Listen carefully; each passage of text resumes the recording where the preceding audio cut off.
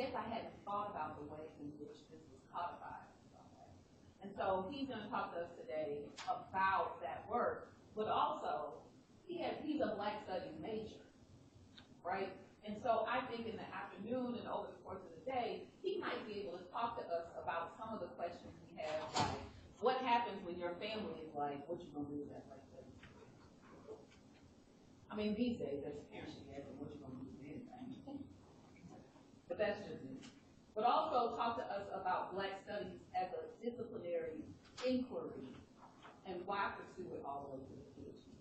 So we're like starting a little bit early, but I don't have anything else to say. Were you here yesterday when they introduced themselves? No, I wasn't. Okay. I'm a little late. I'm sorry, I'm going to ask you to do this every day, just so they get a sense of who you are and what department you're in. It's always nice to kind of know who you're talking to. And so you introduce yourselves. I'm going to ask Ms. Earles why she's not sitting down. And then, look at her standing up like, anyway, I'm going to ask her why she's not sitting down, and then get some water, and then when he's ready, we'll go. Thank y'all. Thanks. So are we going around the same introduction? Yes. Or do you want me to say something? Well, I just introduced you. Yeah. Would you like to say something extra about yourself? No, not at all. Yeah. I want to hear about, from Okay. y'all, then we'll jump to the presentation. Ron Goodwin, I teach in the history program. Okay.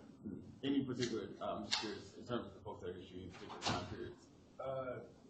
From history 1, history 2, whatever we need to get done at that moment. Got it. Cool.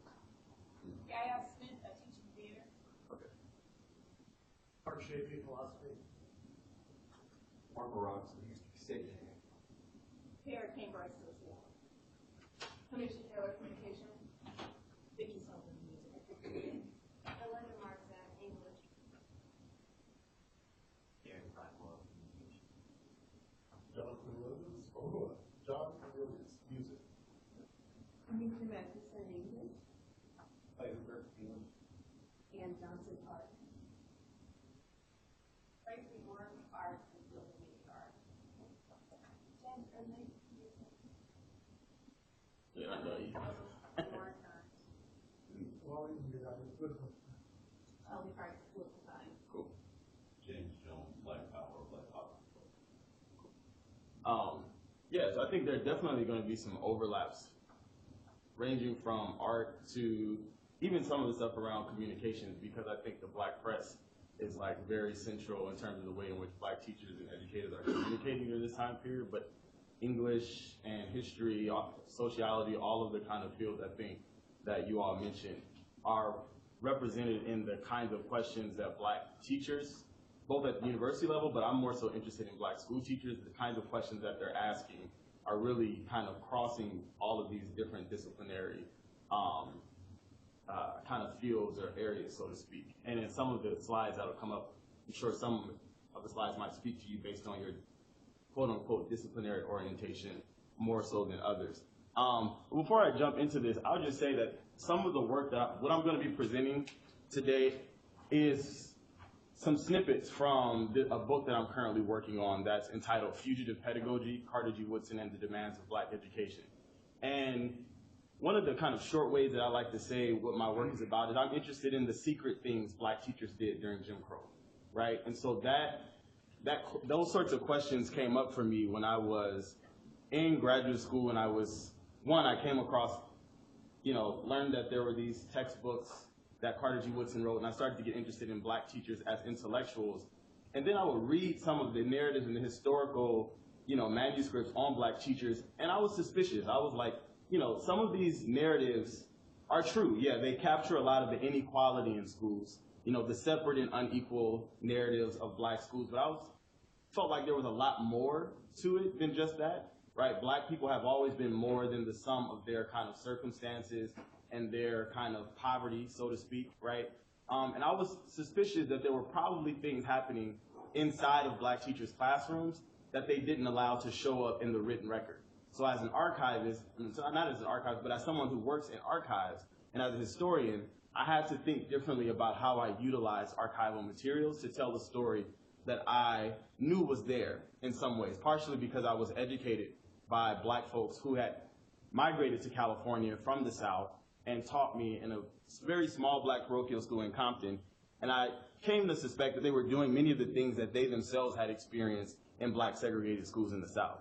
And so that's kind of the ways that the process that informed the questions that I asked and the way that I looked and searched in the archives for things that I needed. So if you have questions, I really would encourage you to write them down, because I'm going to save plenty of time after the talk for questions, but I'm probably, unless it's something that's really, really, really burning, I would prefer for you to wait until the end as opposed to during the talk, because I want to make sure that I get through it all. But with that being said, I'm going to go ahead and get started. And the title of the talk today is Fugitive Pedagogy in the Jim Crow Classroom. And you'll get to know more about this idea of fugitive pedagogy and what I mean by that. So I encountered a problem some years ago that would forever alter the trajectory of my research on education and black life. As a graduate student at UC Berkeley, I came across a footnoted reference to Carter G. Woodson's textbooks, school textbooks, one of which is pictured here on the screen by a group of students reading it. And this is at junior high school in New Orleans. But I should say, because I'm here at Prairie View, that this is a scene where Woodson is coming from Washington, D.C. He stops in New Orleans and meets with a delegation of teachers in New Orleans as he's on his way to Houston, because the annual meeting for his organization, the Association for the Study of Negro Life and History, was meeting in the city of Houston. So he meets with a group of teachers, meets with their students in New Orleans, then they come here to Houston. They're faculty from Prairie View, teachers from Houston that are all assembled at this annual meeting that Woodson has based on this organization he founded in 1915. And this photo was taken in the early 1930s, 1934. But I came across a footnoted reference to Carter G. Woodson's textbooks, and I was kind of shocked. I was aware that Woodson had played a central role in African American studies, but I was shocked to learn about the size of his impact on the educational practice during Jim Crow in the private spaces of black teachers' classrooms. Born to former slaves toward the end of Reconstruction, Woodson later received a master's degree from the University of Chicago and became the second black PhD from Harvard in 1912, after W.E.B. Du Bois, who was the first. Woodson founded the Association for the Study of Negro Life and History in 1915 and Negro History Week in 1926, which we celebrate today as Black History Month. And in 1933, he published a text which some of you may be familiar with, entitled The Miseducation of the Negro, which was an early contribution to the study of black psychic and social life. These and other contributions have earned him the affectionate title of the father of black history, right? Many people refer to him as the father of black history. And so and while that's true, right, despite his fame as a historian, I'm always emphasizing the fact that Woodson's career as an educator has often been overlooked. He was more than just a historian.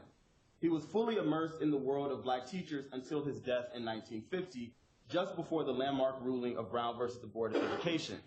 And during those years, he published 7 textbooks that circulated widely among black teachers.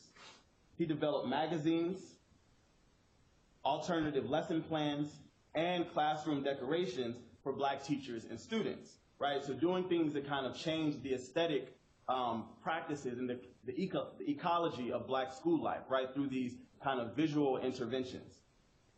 And by 1931, over 80% of black high schools were actively celebrating Negro History Week, right? So just within about less than 6 years, right, over 80% of black high schools were actively celebrating Negro History Week, right? And it's very likely that elementary and junior high schools were also doing this as well, but it's better documented in terms of the high schools.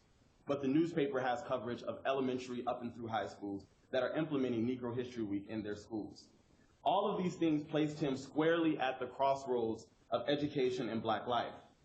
But surprisingly, Woodson's long career as a school teacher and his close partnership with black teachers associations are only mentioned in passing, if at all.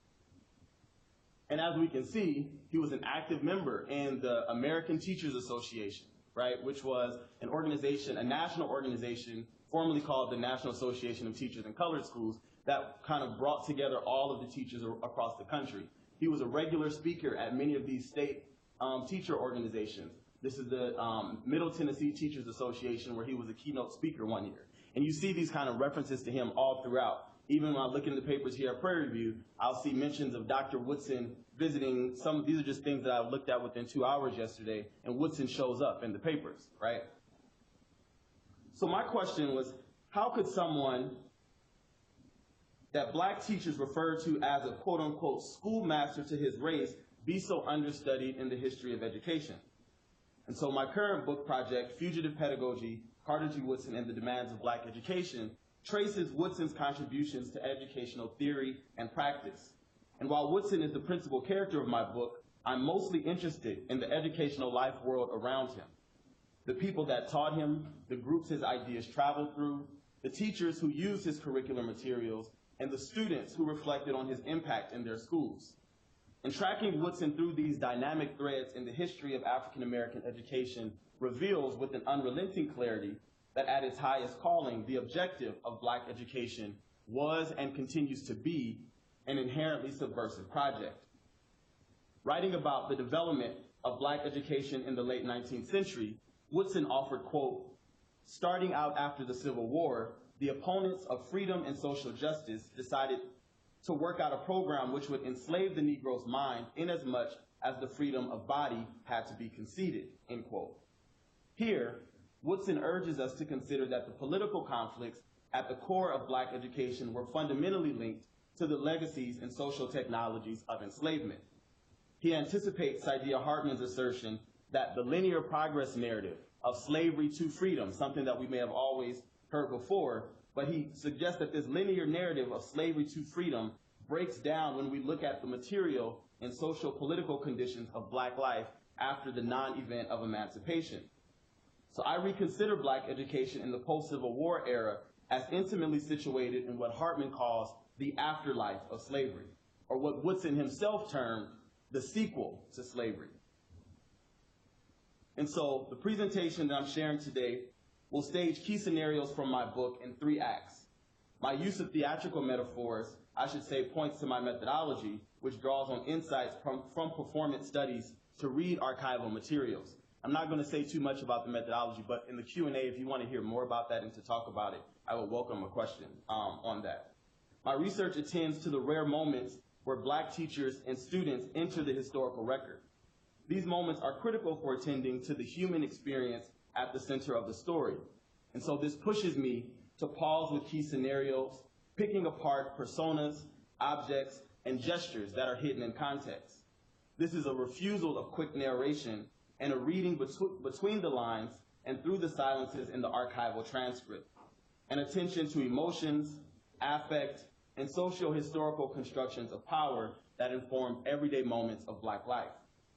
Understanding Woodson and his network offers theoretical and practical resources for educators today, not only for those who teach black and brown students, but also for those who feel that in the current political climate, our teaching has become a fugitive project. So now that I've kind of given that overview, I'm going to do a kind of deep dive in some scenarios from the book to kind of give you a sense of what all these things are that I'm talking about. And so now that the stage has been set, I'm going to begin with this first, what I'm calling the first act, the title being First Encounters. Black education was a fugitive project from its inception.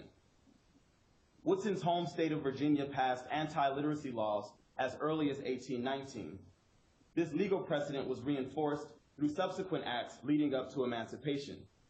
For instance, an act passed in April 1831 declared, quote, that all meetings of free Negroes or mulattoes at any schoolhouse, church, meeting house, or other place for teaching them reading or writing, either in the day or night, under whatever pretext, shall be deemed and considered as an unlawful assembly, end quote. The act then authorized, quote, whippings at the discretion of any justice of the peace, not exceeding 20 lashes, end quote. Anti-literacy laws enforced the idea that blacks were outside the social contract of the American society, and therefore inconceivable as human or citizens, or students for that matter. Many enslaved people subverted this prohibition by acquiring literacy through fugitive tactics. And when the Civil War began, African Americans challenged this legal mandate at full speed. It was Jubilee, some said. No longer enslaved, Black people across the South performed their first acts of freedom by occupying the classroom. Recalling the first days of emancipation in the state of Virginia, Booker T. Washington wrote, quote, "It was a whole race trying to go to school. Few were too young and none were too old. As fast as any kind of teacher could be secured, not only were day schools filled, but also night schools," end quote. Woodson relayed a similar narrative about his uncles, John and James Riddle, who rushed to the freedmen's school after the general emancipation. He proudly recalled that Uncle John was the first Black person in Buckingham County, Virginia, to secure a first-class teaching certificate. These two men were the brothers of Woodson's mother, Anne Eliza Riddle, and would eventually become his first teachers in a one-room schoolhouse. This familial narrative warrants further scrutiny to fully appreciate the learning that took place in Woodson's first classroom in the 1880s, where these freed men taught the first generation of children born on the other side of slavery. And so this image here is an image that I stumbled upon at West Virginia State. They didn't realize that Carter G. Woodson was a student in the far back of this photo, right? So this would be the only photo of Carter G. Woodson during his time as a student. This is not the picture from the one-room schoolhouse he first attended with his uncles, but his cousin is also, again, the teacher at this school, which he would go to attend for high school. His cousin, Charles Barnett, is on my far left, and Woodson is in the top, the fourth to the right. But again, this is a picture that's capturing this kind of relationship with his own familial narrative in terms of these early years of Black education. Anne Eliza Riddle was 11 years old when she pleaded to be sold instead of her mother and younger siblings. And this is Woodson's mother that I'm referring to. Perhaps if she could entice a high enough bid, her financially challenged master would avoid splitting up what remained of her family. That this was the prayer she clung to as she journeyed to the auction block in Richmond, Virginia. Speaking to Woodson in his youth, Anne recounted how she, in shackles, passed before the statue of George Washington on a horse pointing to the south. The enslaved interpreted this posture to be President Washington's, quote, "command to carry the Negroes down south," end quote. The bids placed for Anne's purchase were too low, and instead her mother and two youngest brothers were sold at the price of $1,900. So standing before Woodson in the one-room schoolhouse was one uncle that had been sold with his grandmother and his eldest uncle who remained on the plantation with Woodson's mother. Here lies Woodson's first encounters with the project of Black education. His first teachers were former slaves. Whether or not it was true that the stone representation of Washington signaled the direction and fate of Black life, Anne's recalling of this experience to her son as a defining moment for she and her brothers was encoded with important lessons. In this moment, we have a monumental representation of the nation casting a shadow over their worlds, and the enslaved people's comprehension of this statue as illustrative of slavery's violent intrusion on Black sociality. Anne passed by the statue of Washington in chains with a coerced willingness to sell herself. The lack of protection that triangulates between Anne's decision, the representation of the first U.S. president, and the sale of her brothers and mothers was knowledge embedded in context. Stories that shaped Woodson's deference to his first teachers. There's a striking intimacy between the home and the schoolhouse is what I'm trying to demonstrate through this narrative. The presence of Woodson's first teachers is not a fact to be glossed over. They are not just decorative detail or names in the narrative. We must understand their bodies as meaning in motion. Their once flesh as commodity subjectivities, once property, now working to be in possession of their persons, communicated a sort of embodied knowledge to the students that they taught. Woodson's first teachers helped him become, as he put it, quote, well-grounded in the fundamentals. These fundamentals, however, meant more than reading, writing, and arithmetic. These men in their flesh embodied the fugitive practice that was at the center of Black education from its inception. Teaching for these formerly enslaved brothers was an act of unmaking the terms of their relation to both the word and world, challenging a knowledge system that defined them as beneath the threshold of human history, disrupting a social order that functioned on these anti-Black ideas. Woodson's first encounters, alongside the broader historiography of African American education during the 19th century, has led me to conceptualize the overarching historical framework for my book, which I have come to call Black Educational Heritage. Black Educational Heritage names the dialectic between anti-Black exclusion and confinement in the American school, and how these technologies of control demanded Black fugitive practices of learning. And I'll take some time to unpack this framework through a cursory reading of the education of Black folks in the 19th century with an eye toward this narrative I just shared about Woodson. But I want to talk more pointedly about what I mean by the difference between exclusion and confinement, because they're not the same. And these are technologies of control that are enacted in Black people's experience of education, both in schools, but also at historically Black colleges as well during this time period, that it's important to contend with. And Woodson's narrative becomes a kind of map to map onto these things. So starting with the Common School movement and anti-literacy laws in the first half of the 1800s, Black Americans were excluded from the citizenship goals of education. While this social experiment sought to establish a common national identity among white Americans, thus fortifying the pillars of the Republic, African Americans were violently excluded from said program. They were rendered non-human, non-citizen, and therefore illegible as students. This was an early manifestation of what I call anti-Black exclusion in the American schooling project. And we can recall here the Virginia law that I mentioned earlier that made it illegal for Blacks to learn to read and write, whether they were enslaved or free, right? This is something that's important. It wasn't just enslaved people in the South that were policed in terms of education. Even free Blacks, it was illegal for them to read and write because of the fear of Black insurrection and them reading abolitionist literature that would incite rebellion. As Black education became gradually permissible in the post-Civil War era, the American schooling experiment simply included Black people in a way that aligned with the racial hierarchy that was reminiscent of the slavery period. So African Americans became included in the project of American education through practices of anti-Black confinement. And this was worked out in both HBCUs, but also schools on the rural schools and one-room schoolhouses as well. The practice was legislated through Roberts versus the City of Boston in 1850, and subsequently with the ruling of Plessy versus Ferguson. Anti-Black confinement is most immediately captured through what we recall as separate and unequal. Black students were rendered a hybrid of citizen and non-citizen, or a sub-student. These ideas became increasingly justified by emerging social science literature during the progressive era of the late 19th and early 20th century, right? So folks who are sociologists might be familiar with some of the pseudoscientific knowledge that's coming out that's justifying why Black people need to be kept separate, right? And why they need to be confined even in the context of schools. These ideas were taken up by a group of industrial philanthropists and educational leaders whom one historian calls the white architects of Black education.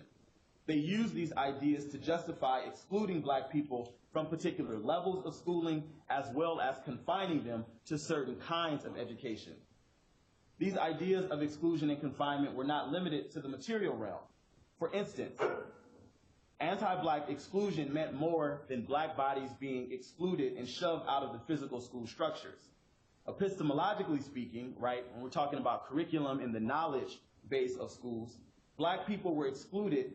Black people's exclusion also translated to their exorcism from human history. When they were represented in knowledge and school curricula, the representations were confined to stereotypes that reified racial hierarchies of white supremacy. This global political system required the exclusion of Black people from modern understandings of what it meant to be human, and it also required their confinement to representations that defined them as the antithesis of the human, of the reasoning rational subject, right? So excluding them from any idea of the conceptualization of what it means to be human, or when they are included, becoming the motto of what being human is not, so to speak, right? So this is how we have to understand how Black people are either included or excluded in history textbooks, in philosophical perspectives, in social science literature that's coming out, and scientific knowledge that's being produced during this time period, right? The things that become curricula in school, the things that are shaping school structures and school policies, all of these things are interrelated, is what I'm saying. So I read these two strands of anti-black racism in the American school, that is exclusion and confinement, right, in their collapsed form as educational quarantine. This layered function of educational quarantine was a key component of black people's experiences in the American school since its common school origins. And I should say the language of quarantine is intentionally drawing on scientific nomenclature, right?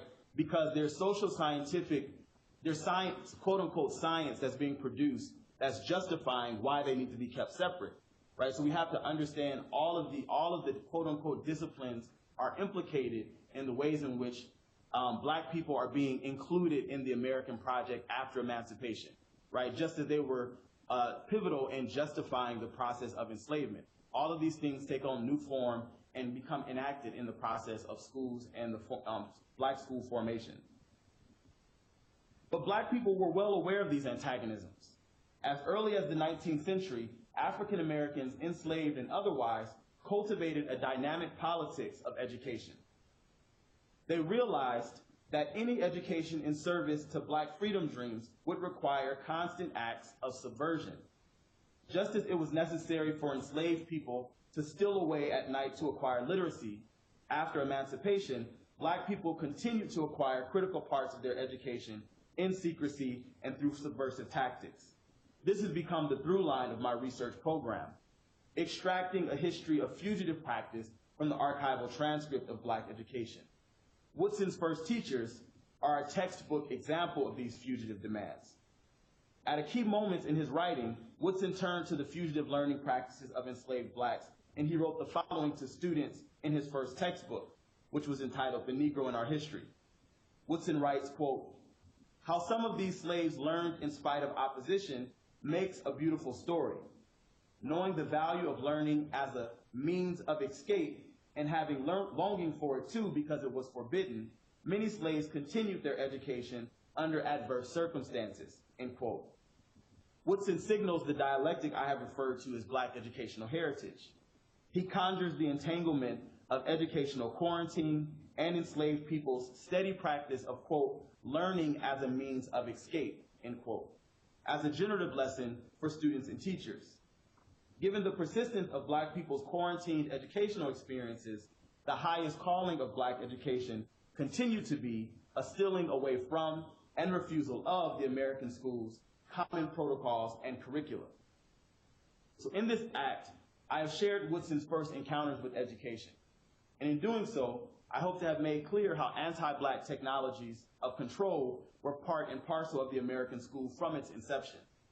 In what follows, I will look more closely at black people's fugitive practices of learning through Woodson's curricular materials and how teachers use these resources in their classrooms.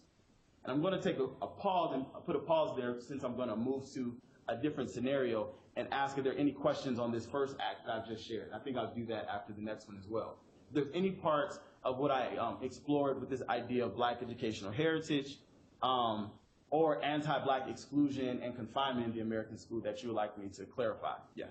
I wanted to ask about some of the materials you showed me there and how he had a book about black heroes and heroines, right? So it was an intentional inclusion of important women in that story. Was that true throughout the kinds of, had he gotten those kinds of lessons from his at an early age, or is it something that he incorporated later? So that particular textbook, African Heroes and Heroines, that Woodson publishes in 1937.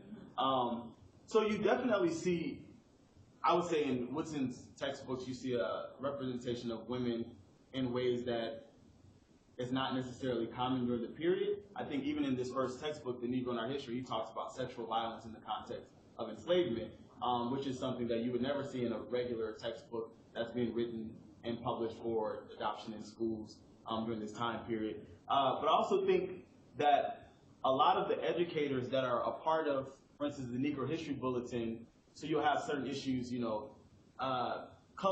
women of distinguished Negro women, or Negro women of genius, or something like that. Or you'll see Phyllis Wheatley, Harriet Tubman, Sojourner Truth, and these folks regularly occurring. It's possible to say that this is not necessarily just Woodson's own doing, but perhaps it's because so many of the constituency of the organization are black women, because black women are the majority of black teachers during this time period. and are kind of the base of the association.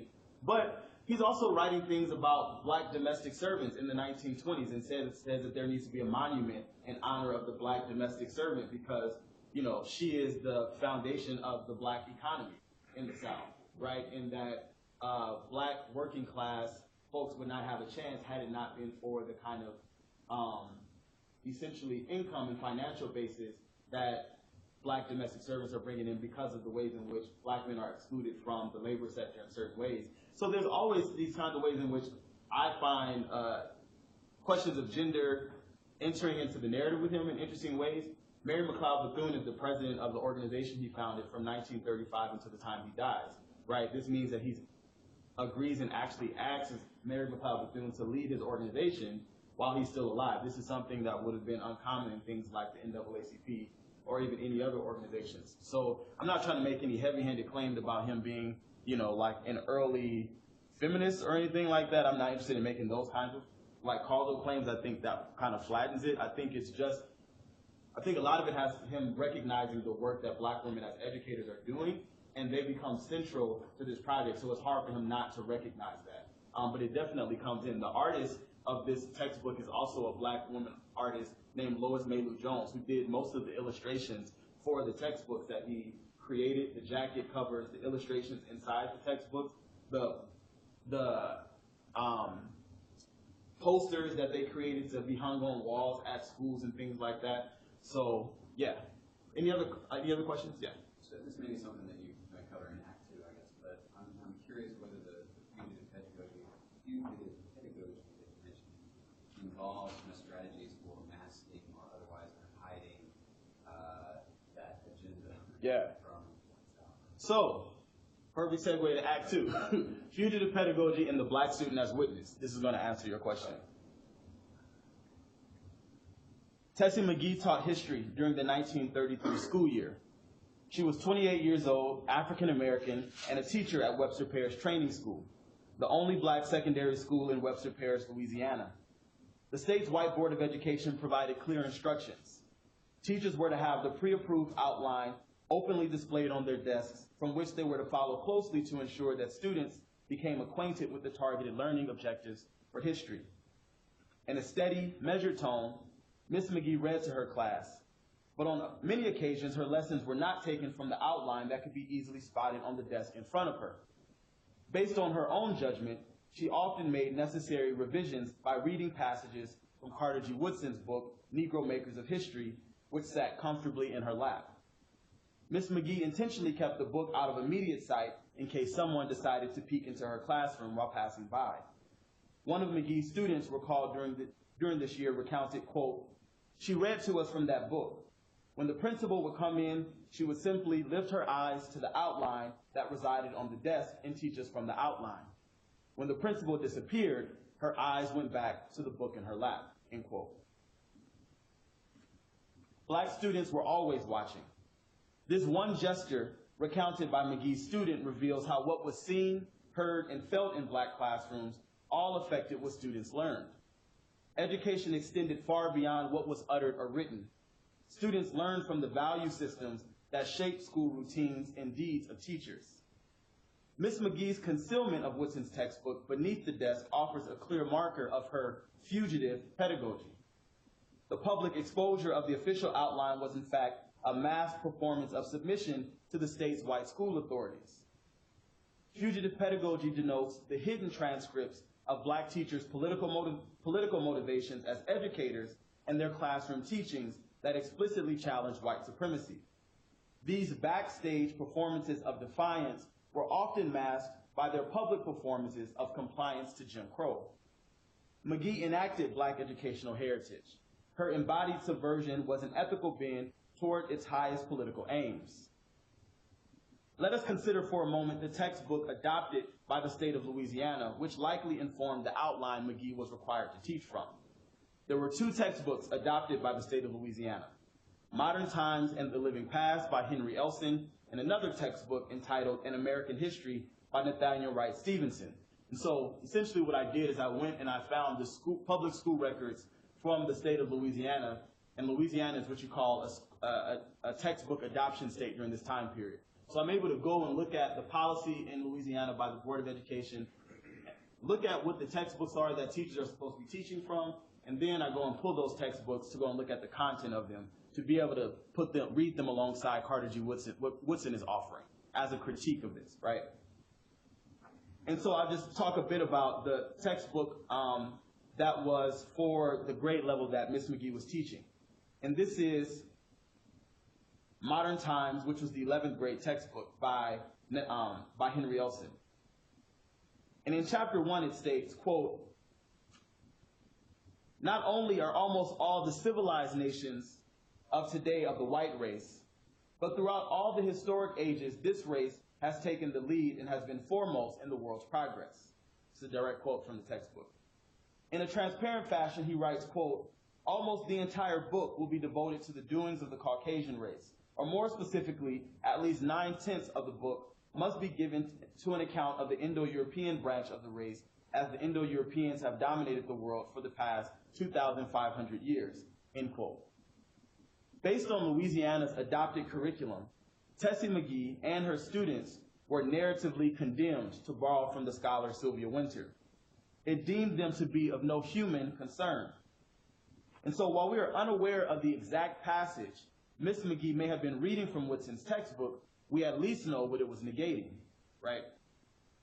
So to elevate the significance of Tessie McGee's Fugitive Pedagogy, I want to invert the scenario and draw your attention to the student as witness. A 16-year-old Jerry Moore who took note of Miss McGee as she removed her mask of compliance when no longer being surveilled.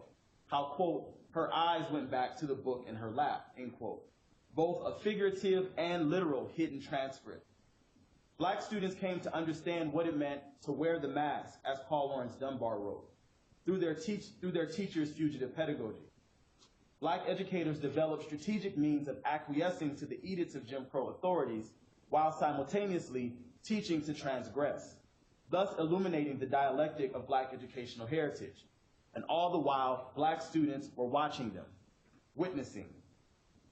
3 characteristics drive my analysis of the Black student as witness.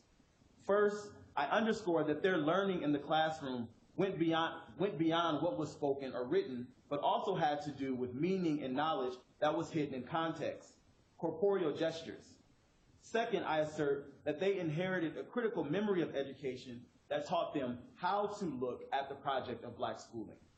And third, given the shared vulnerability between Black students and teachers, their witnessing often demanded shared participation. So Angela Davis becomes a useful example to think about this. Davis was born in Birmingham, Alabama in 1944, and the scholar and activist recalled that Woodson's Negro History Week was, quote, "the highlight of our year," end quote. During these commemorative weeks, her teachers instructed students to, quote, "slam shut and cast aside the books that did their best to persuade us that our ancestors were much better off during slavery than they would have been had they remained in Africa. And we were allowed then to rely on our own ability to produce knowledge about the conditions surrounding our lives," end quote. Here, Davis underscored that Black students were invited to engage in a collective critique of the normative white curriculum, and their casting it aside. More than a captive audience, Black students were active participants in this fugitive learning practice. And as a slight pivot, I must underscore that the shared vulnerability between teachers and students were a critical factor in this phenomenon of student witnessing. And Davis gives language to this in recalling the racialized violence in Birmingham during her childhood, particularly by naming her mother's relationship as a teacher to one of the young girls killed in the bombing of the 16th Street Baptist Church. This event occurred after Woodson's death, but it nonetheless speaks to the perpetual threat that Black students, teachers, and communities had to reckon with, both in and outside of the classroom. So I'm going to show a quick clip of Davis talking about this, and then I'll follow up to share how this ties in. I remember from the time I was very small, I remember the sounds of... Hold on, can you all hear this? You can? I thought it might be, well, I don't know how, I thought this would be connected to here. Let's see. I don't want to mess anything up. This one? There we go. Bombs exploding across the street, our house shaking. I'll start over. I remember from the time I was very small, I remember the sounds of bombs exploding across the street, our house shaking. I remember my father having to have guns at his disposal at all times because of the fact that at any moment we might expect to be attacked. The man who was at that time in complete control of the city government, his name was Bull Connor, would often get on the radio and make statements like, niggers have moved into a white neighborhood, we better expect some bloodshed tonight. And sure enough, there would be bloodshed. After the 4 young girls who lived, one of them lived next door to me. I was very good friends with the sister of another one. My sister was very good friends with all 3 of them. My mother taught one of them in her class. My mother, in fact, when the bombing occurred, one of the mothers of one of the young girls called my mother and said, can you take me down to the church to pick up Carol? We heard about the bombing, and I don't have my car. And they went down, and what did they find? They found limbs and heads strewn all over the place. And then after that, in my neighborhood, all of the men organized themselves into an armed patrol. They had to take their guns and patrol our community every night because they did not want that to happen again.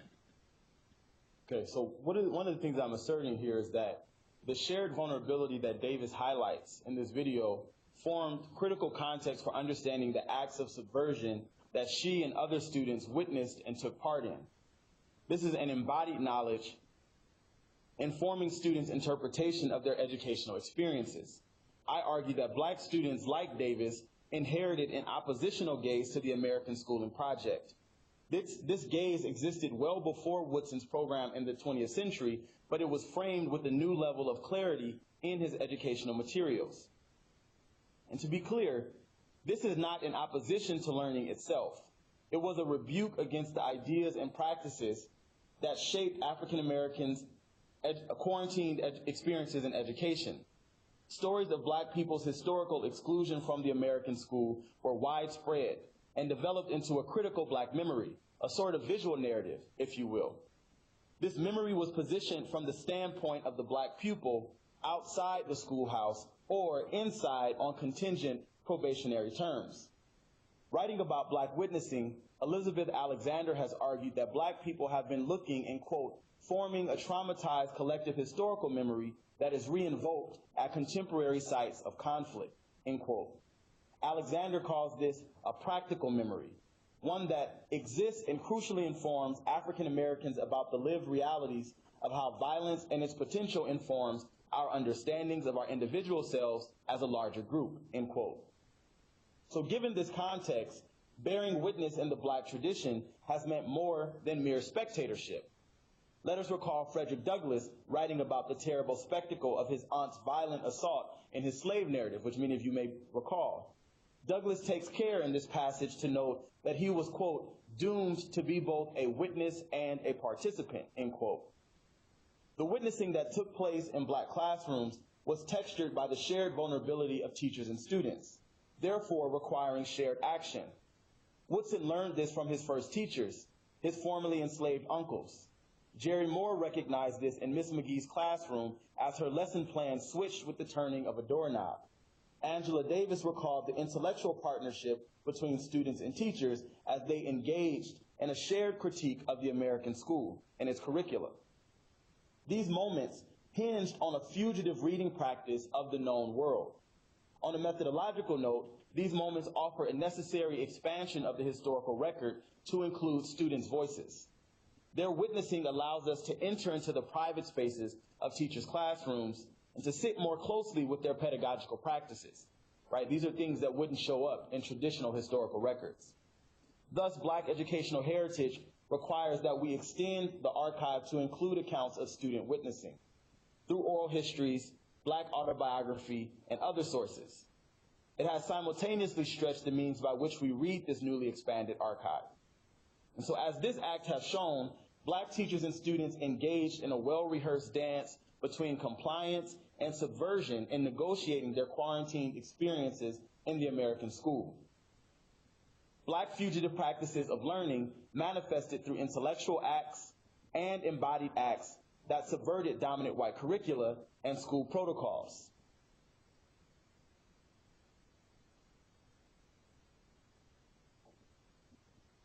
By intellectual acts, I mean reconstituting what counts as knowledge, inserting black people into the narrative of human history, and offering explicit critiques of white supremacy. When I say embodied acts of fugitivity, I'm referring to the practical ways that black people implemented their intellectual ideas, secretly reading from Woodson's textbooks, forming organizations as a counterpublic to the mainstream white educational sphere, and performing staged acts of compliance to authority. And so as I transition to the final act, it's important to note that these scenarios of fugitive pedagogy were not isolated incidents. They were more than benign acts of teacher improvisation. They signify the intricate channels of idea exchange in the professional world of black educators. And so I'm going to transition to the next talk, but again, I'm going to create a bit of space for any questions to clarify any of the stuff that I just shared in this last act on fugitive pedagogy and the black student as witness, and the things that we've seen happening in this one context of Tessie McGee's classroom in a rural school in Webster Parish, Louisiana, and the kind of, I guess, my thinking in terms of how we make sense of those individual moments. Any questions that you all have about that? I would like to comment. I'm very appreciative of the trajectory lining up with like Heather Weaver's work, self-taught, even James Anderson's work. I wanted to ask the question as it relates to that particular oral history. What was the house, the one you used from the parish?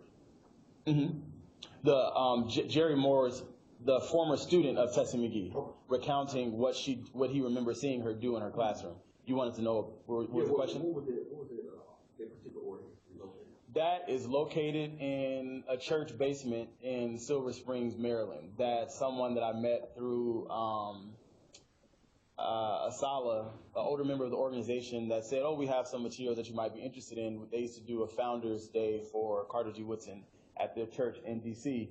And there was folks that went up and gave testimonials. But essentially, this is a videotape that I had to go, and I just looked through some of the stuff. I'm like, oh, anything talking about schools, Woodson, in classrooms, I want to see it. I want to figure out how to make use of it. And so that's essentially, it's not at an archive. It's I have a digital copy of it now, but it's from someone's personal collection. Yeah. But Jerry Morris and his family, the school that he was a student at, his father and his mother and the local sharecroppers raised the money to get Rosenwald funding to build the school, right? So his own personal narrative in that local context tells a very interesting kind of history of the black folks and organizing around education there. But then the student, him as a former student, recalling what he remembered seeing his teacher do, are things that black teachers would have intentionally not shared publicly, right? But these are things, why I talk about the black student as witness is a critical kind of perspective in order to think about what's happening beneath the unequal structures, right? We have these narratives of inequality, but if I'm interested in getting into thinking about black interiority, right, because black people are more than just their circumstances, right? So as a black studies scholar, I'm always having to think about how do we work around the violence and the silences of the archives, because archives are created and through historical, structures of power, right, in terms of whose voices are worth recording, what perspectives are worth documenting and making available for historical research. And so one of the things that I'm saying is that even if it was records that were here in Webster Parish, this would have likely not happened because this black teacher would have been fired for noncompliance, for not following the curriculum. And black teachers during this time period are in a very precarious position. Even being a paying member of the NAACP, you would be fired. It was illegal to be a public employee in these states and be a member of any organization that advocates for desegregation of schools, which is essentially the NAACP, right? So we get to understand why these teachers have this public-facing kind of persona, but then they're doing this other thing inside of their classrooms. So people will have narratives about black teachers as compliant and complicit with Jim Crow, the black bourgeoisie. Many of these things I think are thin readings of the actual reality of black teachers. And so that's a lot of the stuff that I'm trying to get at. And I think going through the perspective of students help us push back on those narratives and actually open up a different way of understanding what's actually happening. Yeah. Yeah. You know, listening to what you just said right there, I know you're in part of Woodson, but the person who just jumps out in my mind is Booker T. Washington. Mm-hmm. The idea of Washington's funding being almost solely pressing on for the Carnegie. Mm-hmm. Do we misread, and I argue that most people do misread Booker T. Washington Mm-hmm. as the ultimate sellout sample or whatever you want to Mm-hmm. describe. But at the end of the day, he had a school and what have you. Yeah. And I've always suspected that there was what you're describing right now occurring not only at Tuskegee, but within many of that sort of that web of schools that thrive off of what Booker T. Washington, his endorsement and what have you. Yeah, it's definitely complicated. And I think some of the critiques of Booker T. Washington can go a little far, but I do think that there are ways in which even Booker T. Washington's own agenda became co-opted by what Bill Watkins calls the white architects of black education.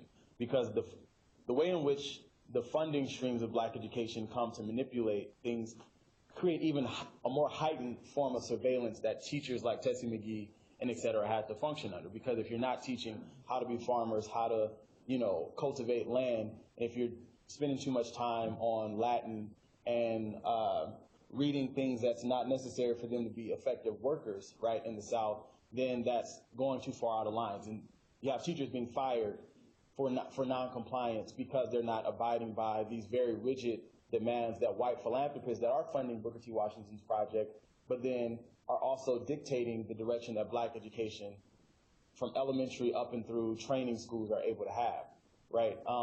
And so on one hand, it allows for the structural development of schools to happen because you have white people saying, okay, well, if you're going to do education this way, we'll pay for it, right? And so these are recently enslaved people. They have no resources otherwise, so they have to take these resources in order to develop in physical school structures that are like not collapsing on children, and that are, to get buses and infrastructure, right? But at the same time, these funders are working to implant an ideological structure that says, we're going to train you to be the best servants you can be, and that's as far as we're interested, because this is a way of giving you something and also appeasing the white South, right, your former masters. This is the only way that we can have a reconciled, kind of kill two birds with one stone, right? Pacify blacks because they're not going to go back and say we're not going to take no education, but at the same time we can justify it to whites by saying, but we're just teaching them to be better servants. We're not teaching them to be equal. Any notions of asserting racial equality under the Tuskegee-Hampton model was actively kind of suppressed, right, and seen as too much political fanfare. And I do think that went too far in some ways. But at the same time, I understand the kind of constraints that these people are working under. So I'm never interested in saying that it's one or the other. This whole notion of fugitivity is talking about the way a fugitive slave is never completely free. There's always the lurking possibility of recapture, which is why I don't just use resistance or agency, right? Because the Fugitive Slave Act means that even as one has ran away, it's an activity. It's not an achievement, right? It's never complete and total. And so these kind of negotiations of black folks in the afterlife of slavery is always trying to figure out the best way forward with the least amount of costs, right, and the least amount of harm. And this is something that is always being negotiated in the process. And I think that the narrative of Booker T. Washington, or even the teachers that, believed in what Booker T. Washington was doing, but they were these black folks in the South or anywhere else were never completely on board with not having also a classical learning. So they're always trying to do both. And some of them were fired for trying to do both, even as they were implementing the training schools and stuff like that, because they were seen as trying to do more than what was, essentially outlined for them to do. So does that kind of answer your question? Yeah, but sort of an ancillary question. I come out of black studies just like you do. Do you see any modern day correlation between white power structures In schools or in university? Oh, I was yes to both. Yeah, yes to both. Short answer is yes to both. Yes. Mm-hmm.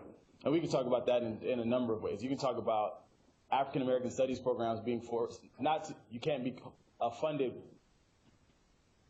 It was demands for black studies, but then it had to become African American studies, right? Because black studies, something about that. So when it came to the funding, a lot of the things had to do with like changing the names, so to speak, right? When you look at the relationship between the Ford Foundation and the early black studies departments and the issues of naming, or the ones that were funded were the programs that were just focused on kind of cultural stuff, black literature and all this kind of stuff. If you're doing political economy, if you're talking about black Marxism, we're not funding that, right? So you start to look at the ways in which, what kinds of black studies programs get funded, right? And I'm saying this as someone who's also a Ford fellow. There's no video.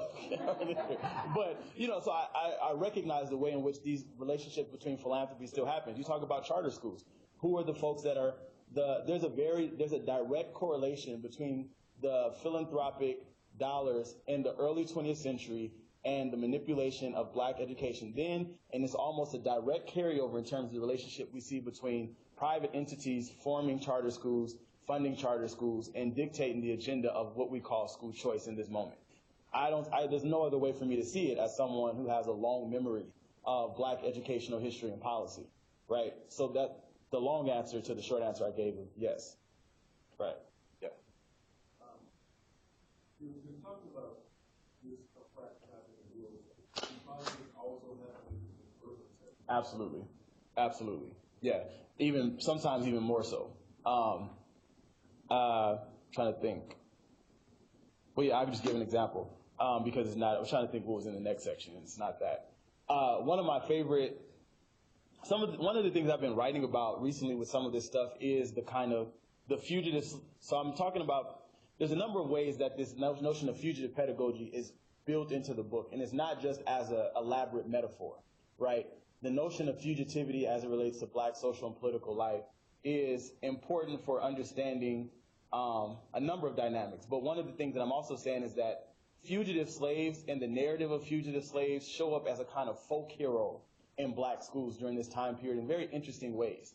I'll find textbooks, I'll look at textbooks written by black teachers from the late 1800s up into the time Woodson wrote them, and literally all of them have documentation and like passages on maroon communities from the U.S. to Brazil. You have a lot of coverage on fugitive slaves. The Haitian Revolution shows up in every one of them. You'll have narratives from black teachers in the South Carolina Sea Island saying, I would sing a song about Toussaint to my students because they needed to know what someone of their color did, right? You'll see, but this is fast forward to your question about the urban context, because I'll go down a rabbit hole there. But there was one scenario that I came across about a student at an elementary school in Washington, D.C. in the 1940s who recalled a play that their school did that was a reenactment of the Haitian Revolution in the context of a black school. D.C. was segregated. It was a Jim Crow city at this time period as well, where the students are reenacting the Haitian Revolution, right? Looking to kind of this fugitive slave and this insurrectionist as a sort of hero, right? And he said, we were always taught that Toussaint Louverture was the greatest military leader there ever was. Why he tricked the French, right? And he talks about the students going on and off stage, switching their shirts, and coming back as a way of demonstrating them kind of performing this military cleverness, so to speak, right? You'll have narratives of students in the same school, actually. One of the things that I found was interesting, the same student recalled how every day in the morning they would sing the Black National Anthem. But when the white superintendent came to visit the school, they had the students sing the Star Spangled Banner, right? Which meant that the day before, he said they would call all the students to the auditorium to make sure they knew the Star Spangled Banner, because if you asked what was the national anthem, they would say, lift every voice and sing, right? So essentially, when the white people are coming to the school, you have to make sure the student sings the Star Spangled Banner, even though every day you're singing lift every voice and sing, right? And so the students coming to be aware of the ways in which they have to perform something when white people come into their school versus when they're left to their own devices. Education and what we're doing here means something completely different, right? So you'll have all these, and that's from a, a urban context as well. And so these are the kinds of narratives and student recollections that become central for talking about these things and making sense of it. But it crosses the rural and the urban context, right? And even these radical narratives of slave insurrections, it shows up other places as well. In Georgia, right, I can think of a case of Nat Turner being celebrated during Negro History Week in explicit fashion, a student in Tennessee, across the board. Yeah. Sorry. No, it's fine. So I'm curious, it's kind of a two-part thing. I'm curious, is Woodson in dialogue with other educational theorists, including white educational theorists? You're thinking about John Dewey? I'm thinking of Dewey and Adams, actually. So, perfect segue. Thank you for that question. Second thing. Yeah. I'm also curious, because you haven't really mentioned this, if he's in dialogue with specifically black intellectuals, so I'm thinking of Kelly Miller. Yeah, they're both work at, they're all related. They all know each other through a number of organizations and also in DC.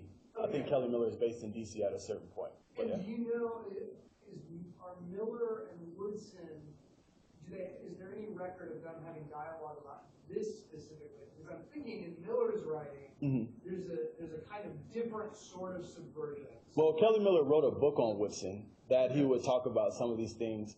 It's called An Estimate of Carter G. Woodson and His Work that he publishes, I think, in maybe the 20s or early 30s. It's more kind of biographical, but it is celebratory of him and his ideas. I'm not exactly sure on this particular point around, are you talking about the fugitive pedagogy stuff or just Woodson's ideas around education? No, the fugitive pedagogy. This is a language that I'm off, this is my reading. Right. None of them are explicitly saying I'm engaging in fugitive pedagogy, but what I'm doing is I'm teasing out and looking at the way in which Woodson himself is, the way he talks about fugitive slaves and the curriculum that he's offering the students, but also using this kind of, these narratives that they're writing about and that they're celebrating and reading it into the way in which they're also embodying certain ideas that these narratives come to represent for them. So I'm saying that there's a relationship between the intellectual work that they're doing and the ways in which they're physically showing up. So while black teachers are not able to sit down and write very elaborate theoretical treatises the way that white theorists are, I would say that their theory is embodied in their practice.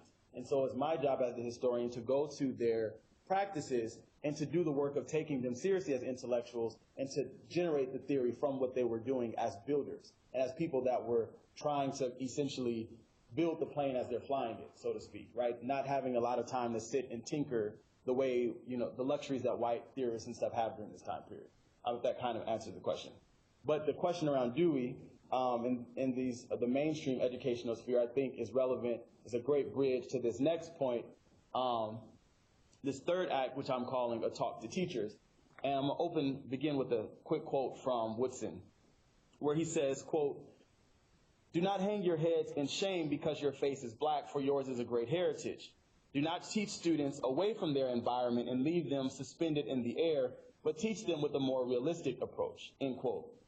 Woodson made these assertions on many occasions, but on this warm Friday evening in April 1942, the words landed in a particularly powerful way.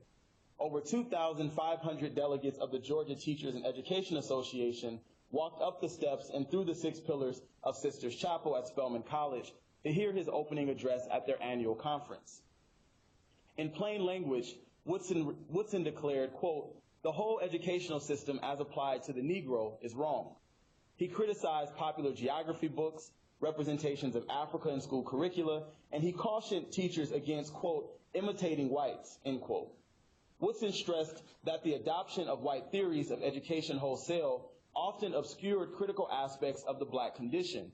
He raised this concern on another occasion by recalling one black teacher who he says was proud and well-versed in the theories of John Dewey. This theoretical acumen, however, failed to impress Woodson. The theories offered no critical vision for developing the race, no ideas for addressing the anti-black social policies that circumscribe black students' lives. Teachers must approach their work through critical study of black history and culture, Woodson urged. And there needed to be an explicit engagement with structural systems that undermined black attempts at freedom and justice. This was as basic as any of the fundamentals students were to learn in school. This was their work. There was a pristine aesthetic to Sisters Chapel. Its crisp white walls, mahogany pews, and stage and towering pipe organ that served as backdrop all mirrored the beauty and prestige of Spelman College. Black teachers filled this structure beyond capacity. Black teachers stood on chairs outside while leaning their weight against the brick structure and glass windows to listen in. The materiality of the space and its quaint architecture is less important, however, than the atmosphere of purpose and urgency that contoured the bodily experience. It is perhaps this contrast that helps make the point most clearly, a contrast that mimics the message Woodson was working to communicate. Treating this space as a revival tent offers a more resonant imaging, perhaps, a time and space where formal protocols and ceremony are suspended for more immediately demanding matters. While under ordinary circumstances, this is what I'm trying to say, while under ordinary circumstances, standing on chairs outside a chapel might have been perceived as unbecoming at Spelman College, right? In this case, purpose trumped etiquette and social comportment. And so appearing at this teachers' conference in Atlanta was not atypical for Woodson. He engaged teachers in an ongoing backroom dialogue in these spaces. These types of partnerships empower teachers to merge information they learned in traditional teacher training pathways with emerging scholarship and political ideas from the Black intellectual elite.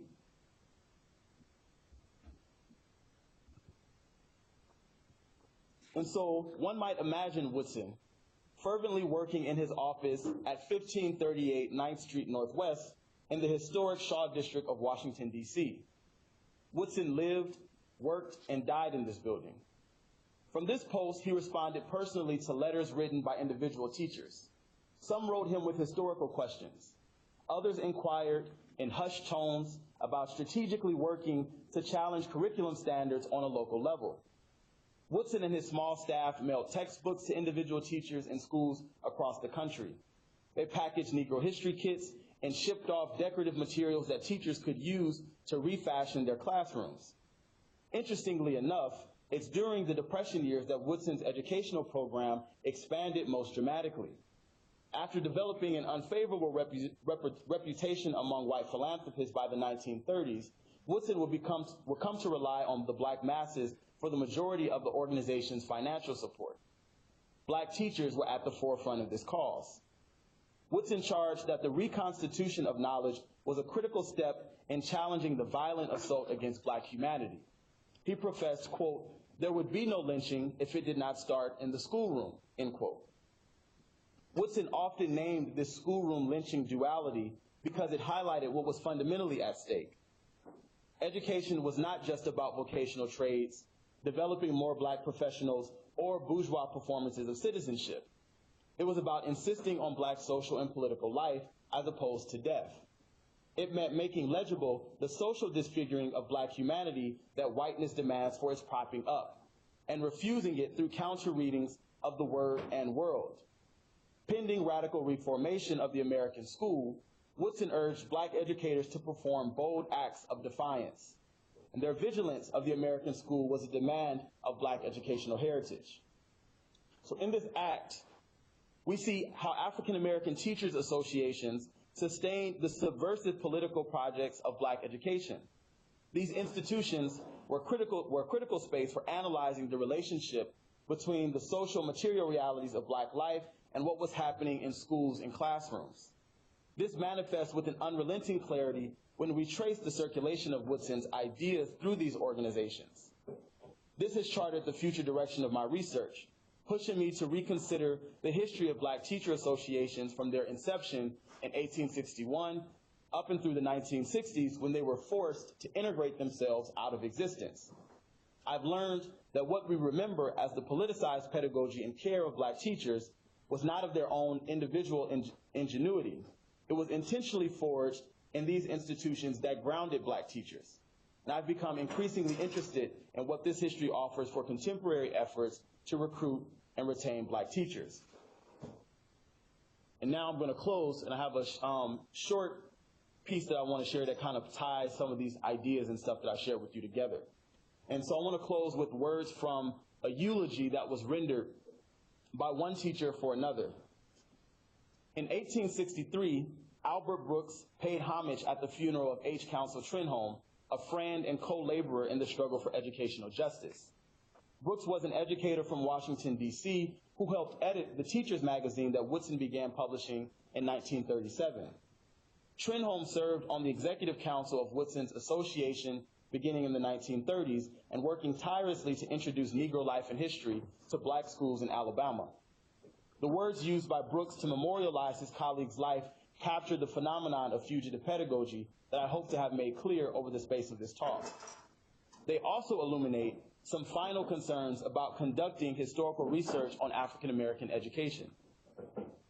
So Trenholm's career began as a school teacher, and he soon committed his life to building up Alabama State College, Teachers College in Montgomery, serving as its president from the mid-1920s until he was forced to resign shortly before his death.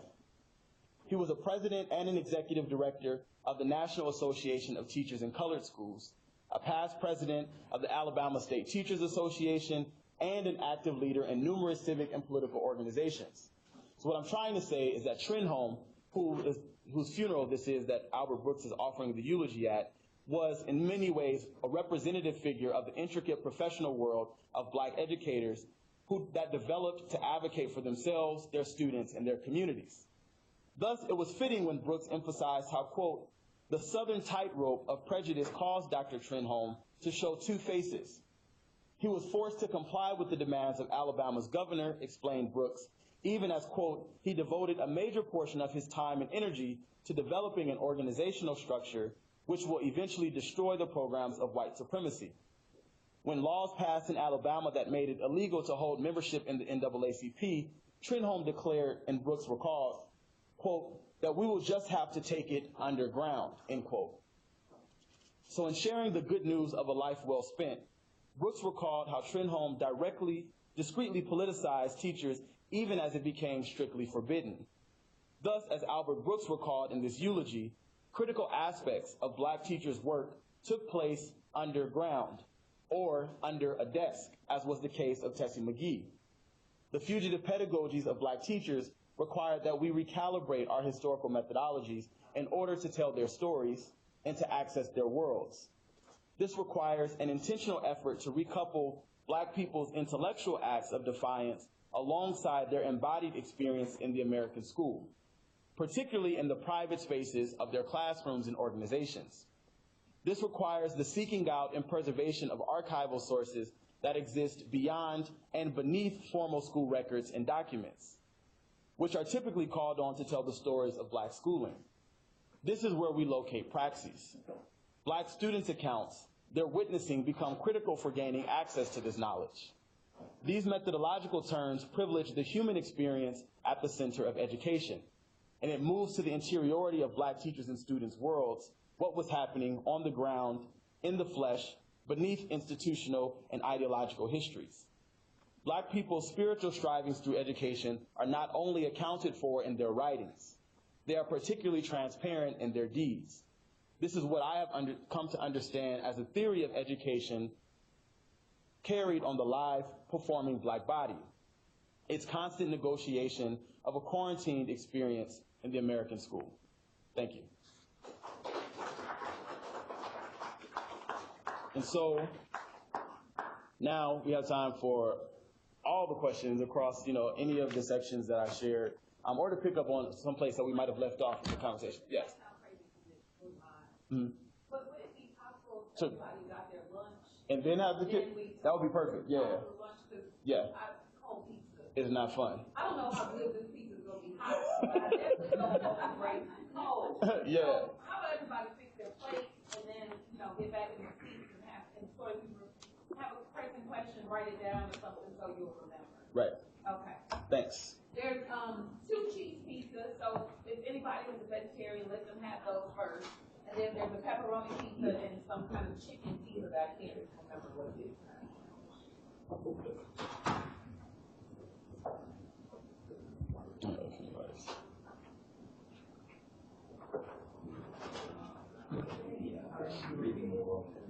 Yes. You want to make it up something? No, I'm gonna do that. I know it's hard to do that while you're in that mode. Hey, yeah, no, it's fine. I'm gonna grab a little water. I'll take it for you.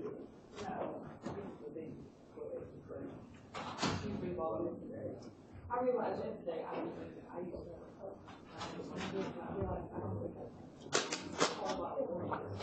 I went home, I was like, so it's good. You know what I was thinking about this shared vulnerability? How, I wonder how that shapes in the relationship between, it's intergenerational, this is what I'm thinking. So they are collaborators intergenerationally in this resistance.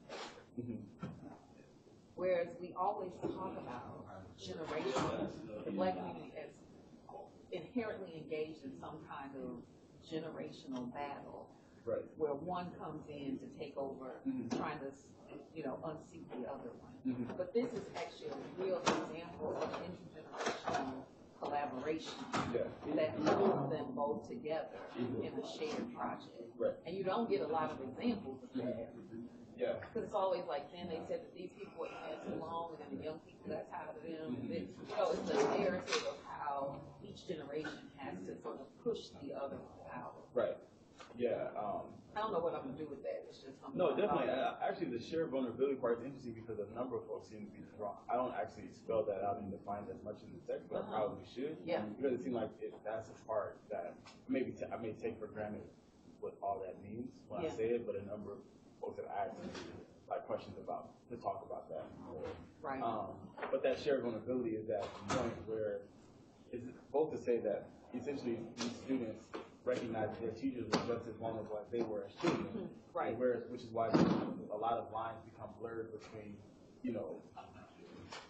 this is especially the case with the Children's March in 1863. But because children recognize that their teachers are vulnerable when they see white people enter their school, and they would address their teacher as Susie by her first name, and just kind of boss her around.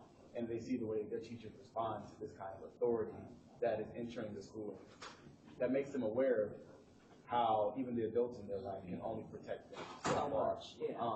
And this, I think, that comes to shape how the relationships that are formed between teachers and students in these spaces, even as there are clear hierarchies in terms of authority. Right.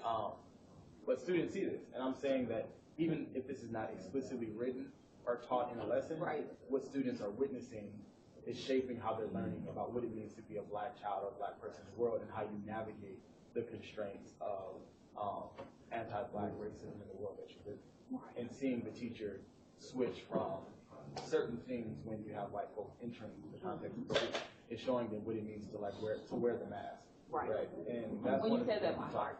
First of all, I love James Scott. Oh yeah.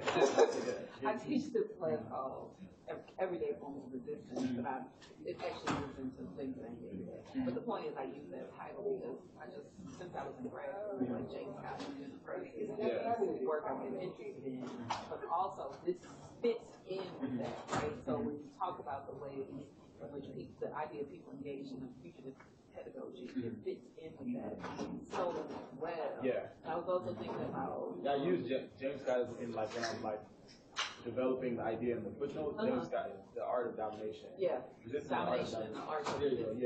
That book, because he's the language of hidden and hidden transcripts and stuff that comes from him.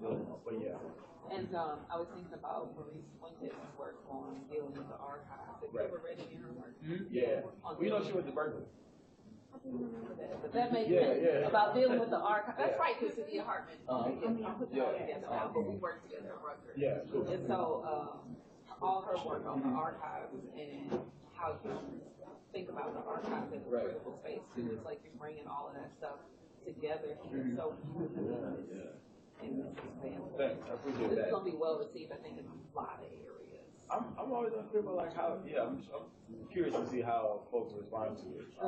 But yeah, I definitely Maurice's work, and even Shadia Hartman stuff too. But so Eula was Maurice's Shifting Picture, Eula was my chair as well. And so I think perhaps some of those questions, I think Eula would probably end up sharing across folks that she's working with, because it comes up with her too, with the stuff that she's going on.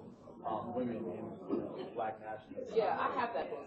Yeah, I think, like, I love the Fugitive Pedagogy. Like, I just love that. I appreciate it. The questions were good. They're like spot on. It's like great transition. I love that phrase. I'm like, people will take that up. Like, that's the thing that people will take up as a concept. That's why someone pushed me to make it the title of the book. Yeah. Initially, the book was Schooling in Forbidden Fields, which is a quote from Woodson. Right. But someone was like, I think Fugitive Pedagogy is easy to remember, and it's like, So for my first book, like, it was about Black nationalism. And it was called, like, Warring Souls, and then I had this chapter at the end. Then I had this chapter at the end called Bringing Blackness, where I happened to the focus groups, ask them, like, what would your Black America look like?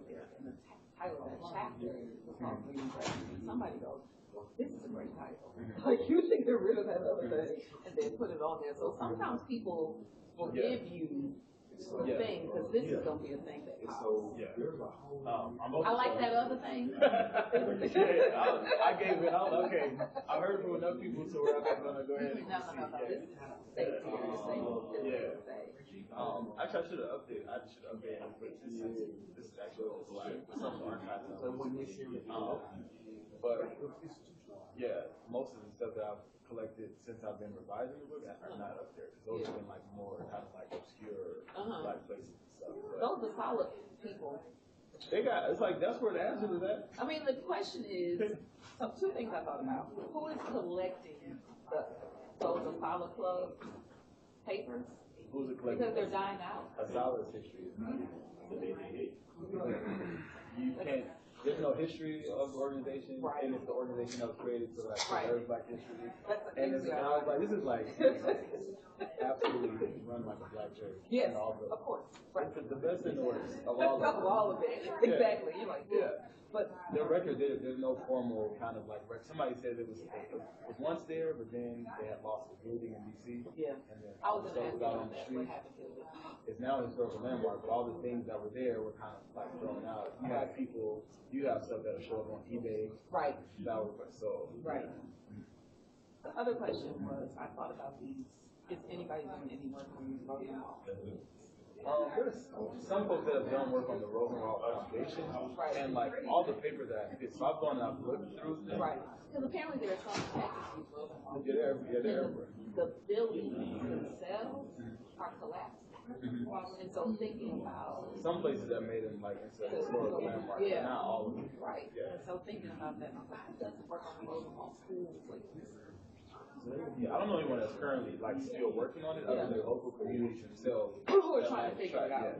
And they have like a network of people that do it. The Texas Center for Cultural Preservation. Yeah. Black organization. Hopefully it's a Black organization.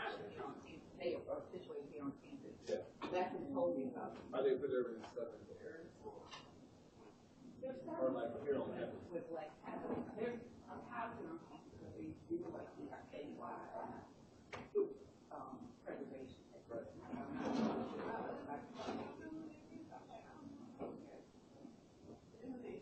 All of these soldiers, they keep bringing us every day, apparently just leave. So I would like you to take some to your neighbors, to your mother, just take all of it. Because apparently we paid for it, and she is like, I am not dragging it back wherever I brought it from.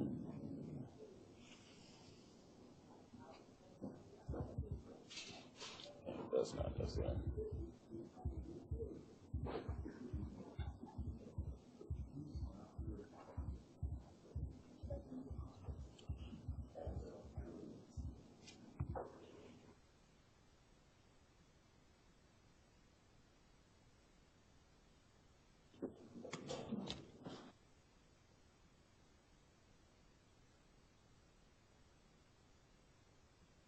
And we're ending this session for like a breakout. What time? 12? Okay, cool. It's just they apparently are feeding us like elementary school kids. What do you mean? 11 o'clock. Oh, yeah. I was like, that is bad. I mean, I was hungry, but I don't eat breakfast. I was hungry too. And I often skip breakfast. It's a terrible habit. But,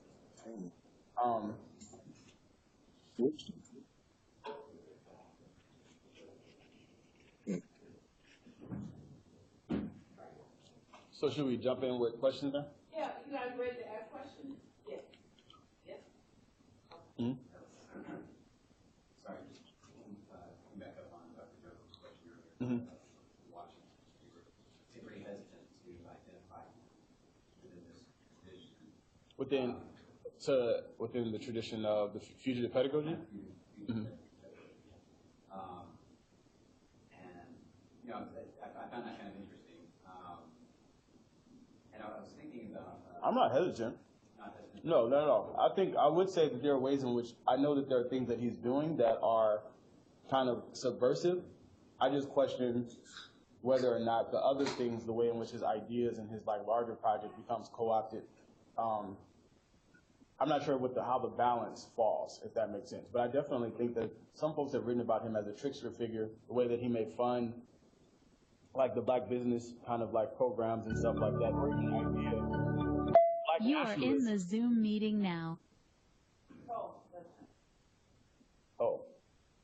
There's a reason that a number of black nationalists are drawn to Booker T. Washington, right? Because this idea of building a autonomous political base and economic base, not only black folks in the U.S., but also in the diaspora. You have folks that are looking to Booker T. Washington's model in like Tanzania and in Marcus Garvey comes to the U.S. to meet Booker T. Washington, right? So I understand the way in which certain parts of his ideas resonate with the kind of black subversive political project.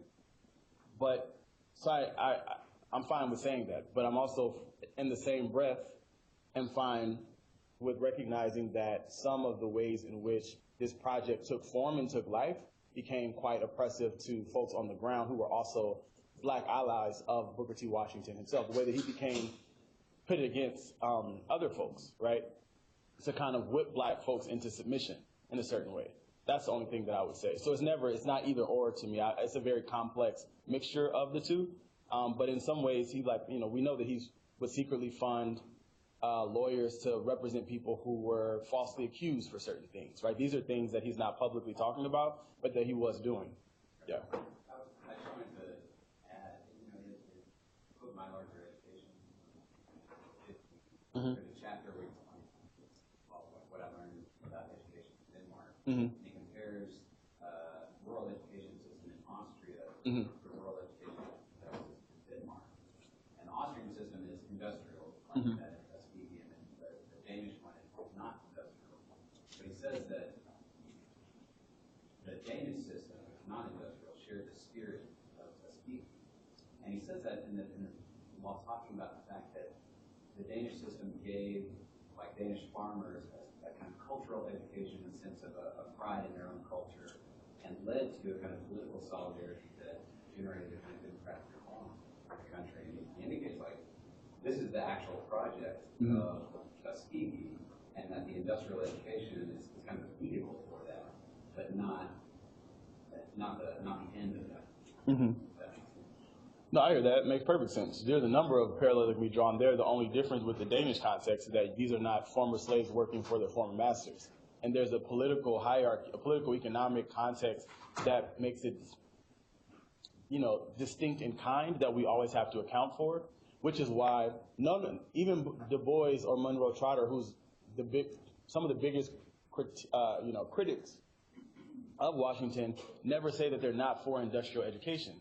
They're always advocates for industrial education. They're always pushing back against the idea that industrial education should be the only model for black people, especially when we understand the ways in which black folks as agricultural laborers or in the industrial sector are always kind of,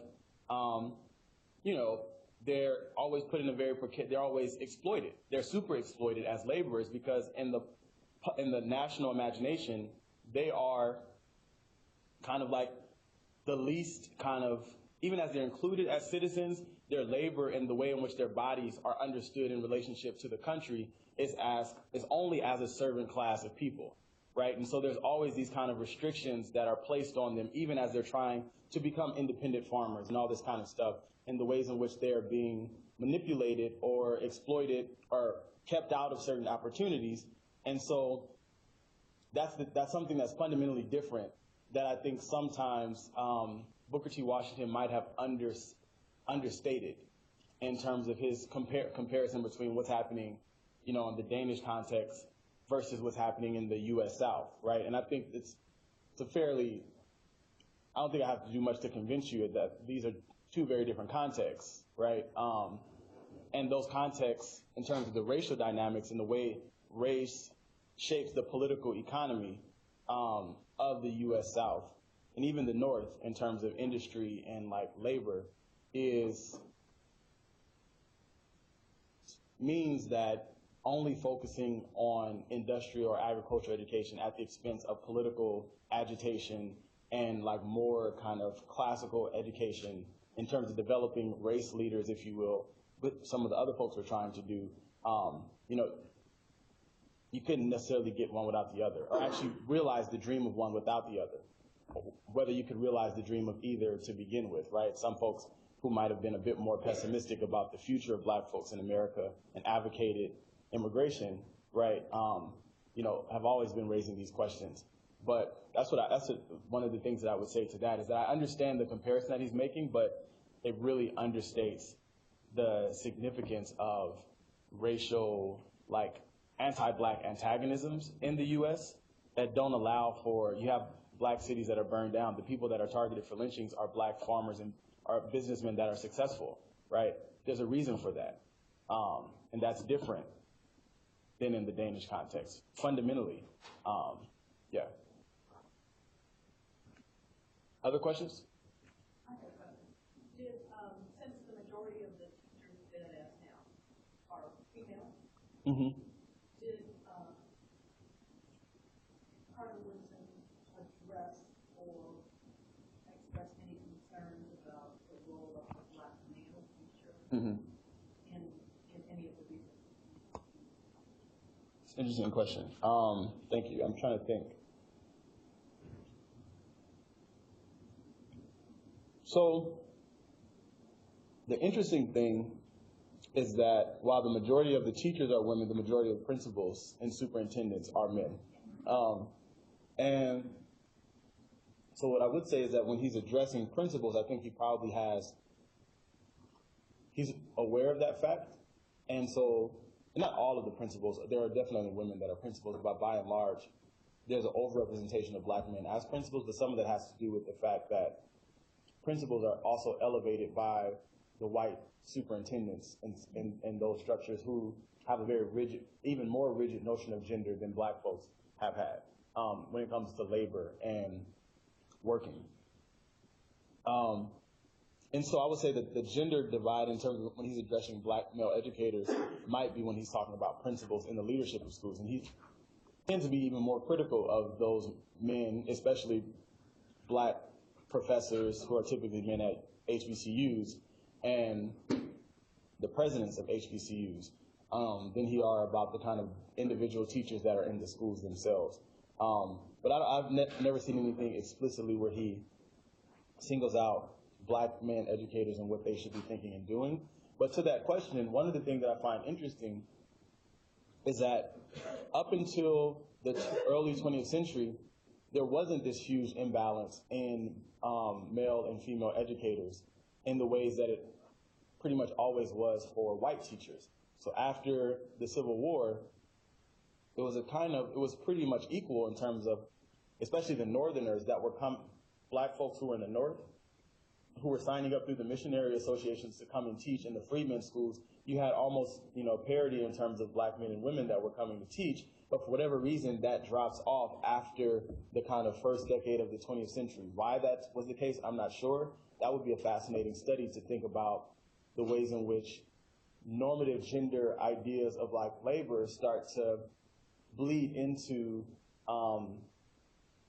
the black teaching force, but even other kind of professions as well during the early 20th century. But I think this is a moment when black people are trying to assert the manhood of the race, so to speak, where they're trying to take on both Victorian notions of womanhood in much more stringent fashion and also trying to adopt and impose kind of what's understood as respectable notions of citizenship and ways of being as a way of articulating why they need to be included as citizens. And I think that impacts professions and things like that. But also, black women were also attaining degrees at much higher rates than black men. That's always been the case. I think African Americans are the only race where women have out-earned the males of their racial group in degree attainment in the since the beginning of the 20th century. That's not the case for any other race in the US. And a lot of that has to do with the fact that there were demands for kind of different kinds of labor for black men that didn't necessarily require them going to school. Whereas becoming teachers, there was a high demand for teachers, and it was starting to be read even more as a kind of a feminine profession, right, or a profession for women. Yeah. Other questions?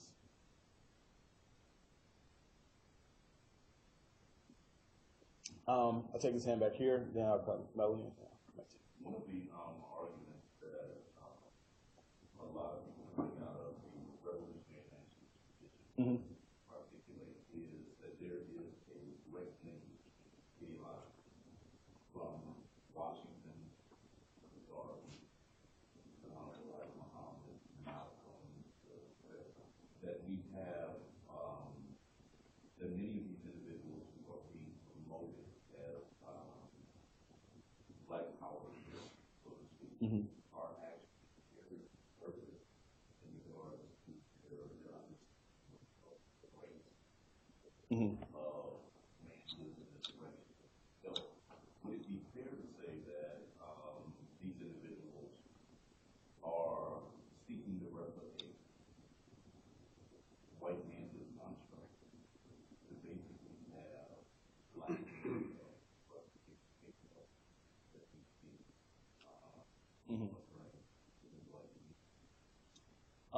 some of that is a little bit out of my wheelhouse, but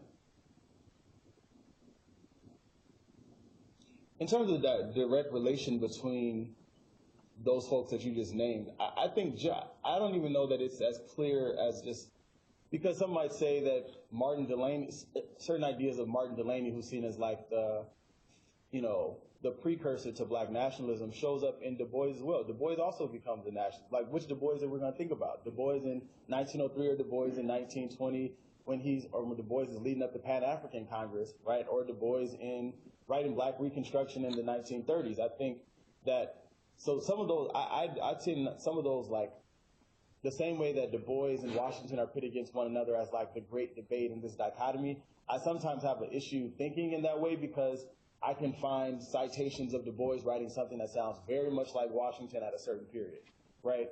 So in terms of what they're doing, just trying to adopt what white folks are doing, I feel like I don't necessarily agree with that because black people are always experimenting with different things as they're taking things up and putting it down if it's not working, because the project of, like, if we understand abolition to be an incomplete project, an ongoing project, in the first days of freedom, black people are experimenting and trying to figure out what freedom can mean, right? So at certain times, you have the way in which this kind of black nationalist inclination is always there and comes out. But then there are other moments when there might be promise of actually being fully included as equal citizens, and you have an abandonment of black nationalism and black, cultural nationalism, and black folks en masse leaning into a more accommodationist standpoint, right? Immediately after the Civil War, it's like, well, we're now free. Maybe it's possible that we'll actually be included, right?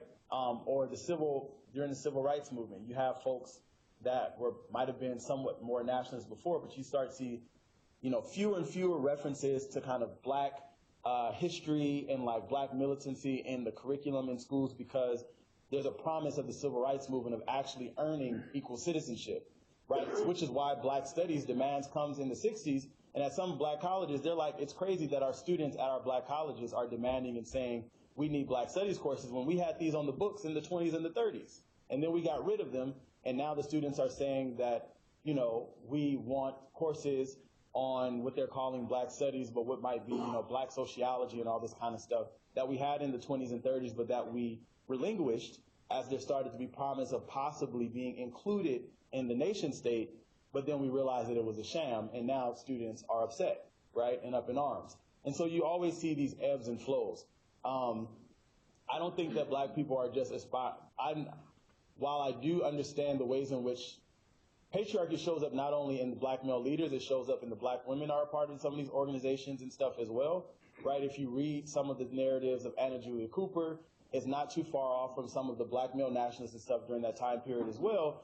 And so all of these folks are implicated in it. Even the way in which they're indoctrinating certain, white supremacist ideas come to function through them in these same ways. But I don't think that it's ever appropriate to say that they're only just aspiring to be like white folks. I think black folks are always critical of that, even as it shows up in the ways in which they're trying to assert power and trying to figure out how to make sense of things. Are some of these organizations patriarchal? Absolutely. In terms of the Nation of Islam, and even if we think about the NAACP, even not just the militant organizations, right? We think about the NAACP and leadership and stuff there, and the way in which notions of manhood and womanhood are very rigidly articulated, right?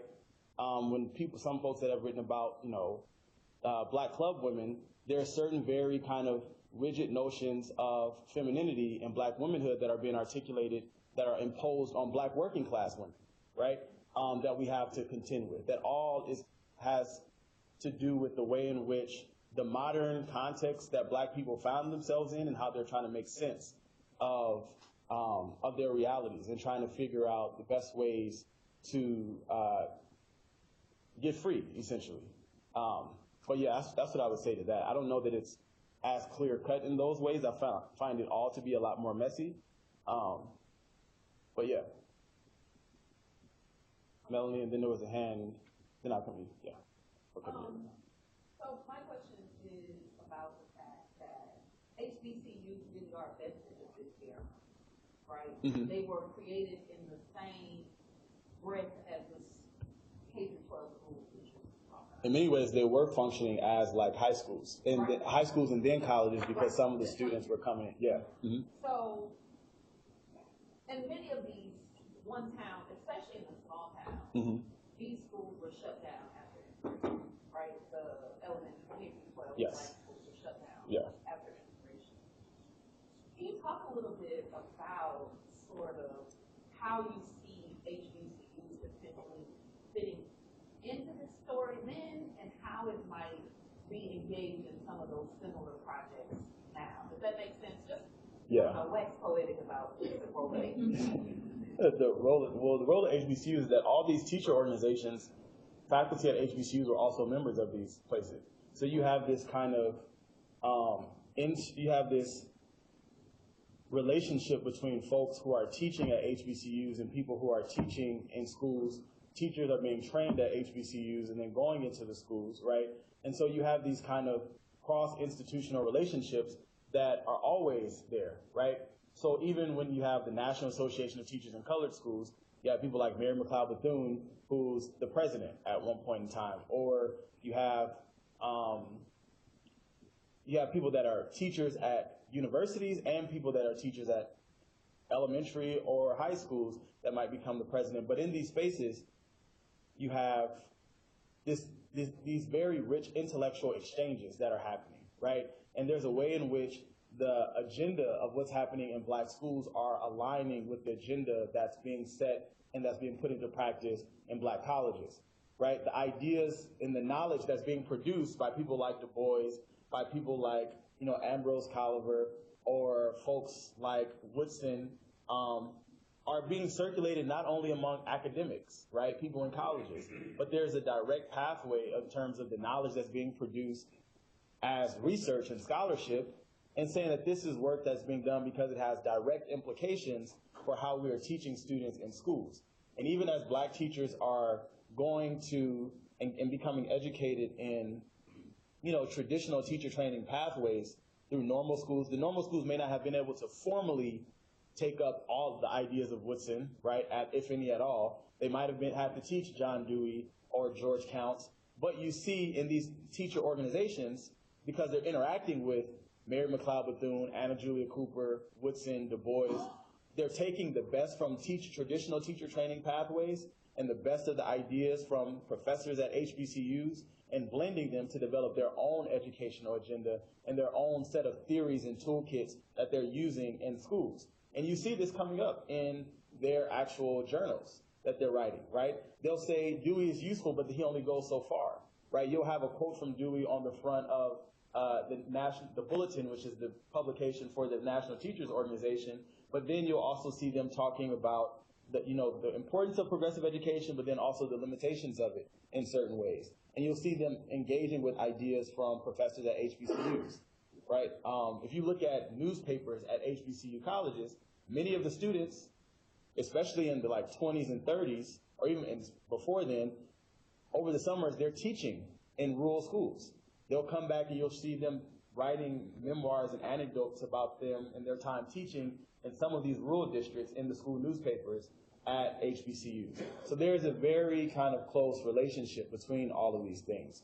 When you fast forward in some of these, when this is no longer the case, when many of these schools are, post-Brown, really in the 60s, about 10 years later when desegregation is happening, you have a number of, black educators are concerned because they're like, well, we pushed for this and we pushed for desegregation, but not on these terms, right? These are not the terms that we were asked.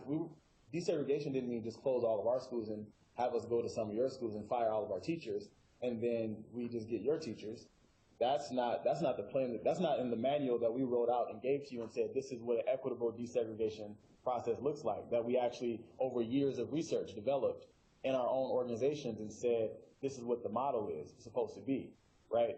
But Du Bois and other folks anticipated that what was going to happen was that he says things like black teachers will become fewer and fewer in schools, graduation rates will be impacted, black students will likely not learn very much of anything about themselves and where they came from. And those are the things that kind of came to fruition. So you have these conversations that are happening across the board, and these institutions are all bound up together, right?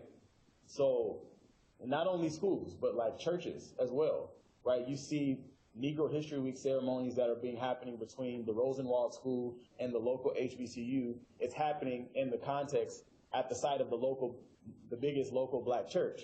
And you have teachers from across the counties that are coming together to do these things. So you see the ways in which these different associations and organizations kind of cross paths in very interesting ways. The same people showing up in multiple organizations.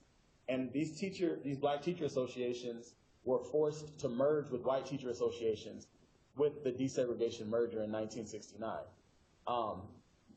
And essentially, you have nothing, we've yet to see anything like these teacher associations since, right? And I heard somebody talking about yesterday about the state tests and the way in which that becomes the role of these teacher associations were to strategize around how you work to impact policy that are impacting the development of black teachers. If we know that there are certain things around the tests and things that are happening in this particular state context, you had a Colored Teachers Association of Texas or of Alabama with people that were paid by the teachers themselves to advocate and explore the specific needs of black teachers and black students to figure out how to mitigate some of this stuff.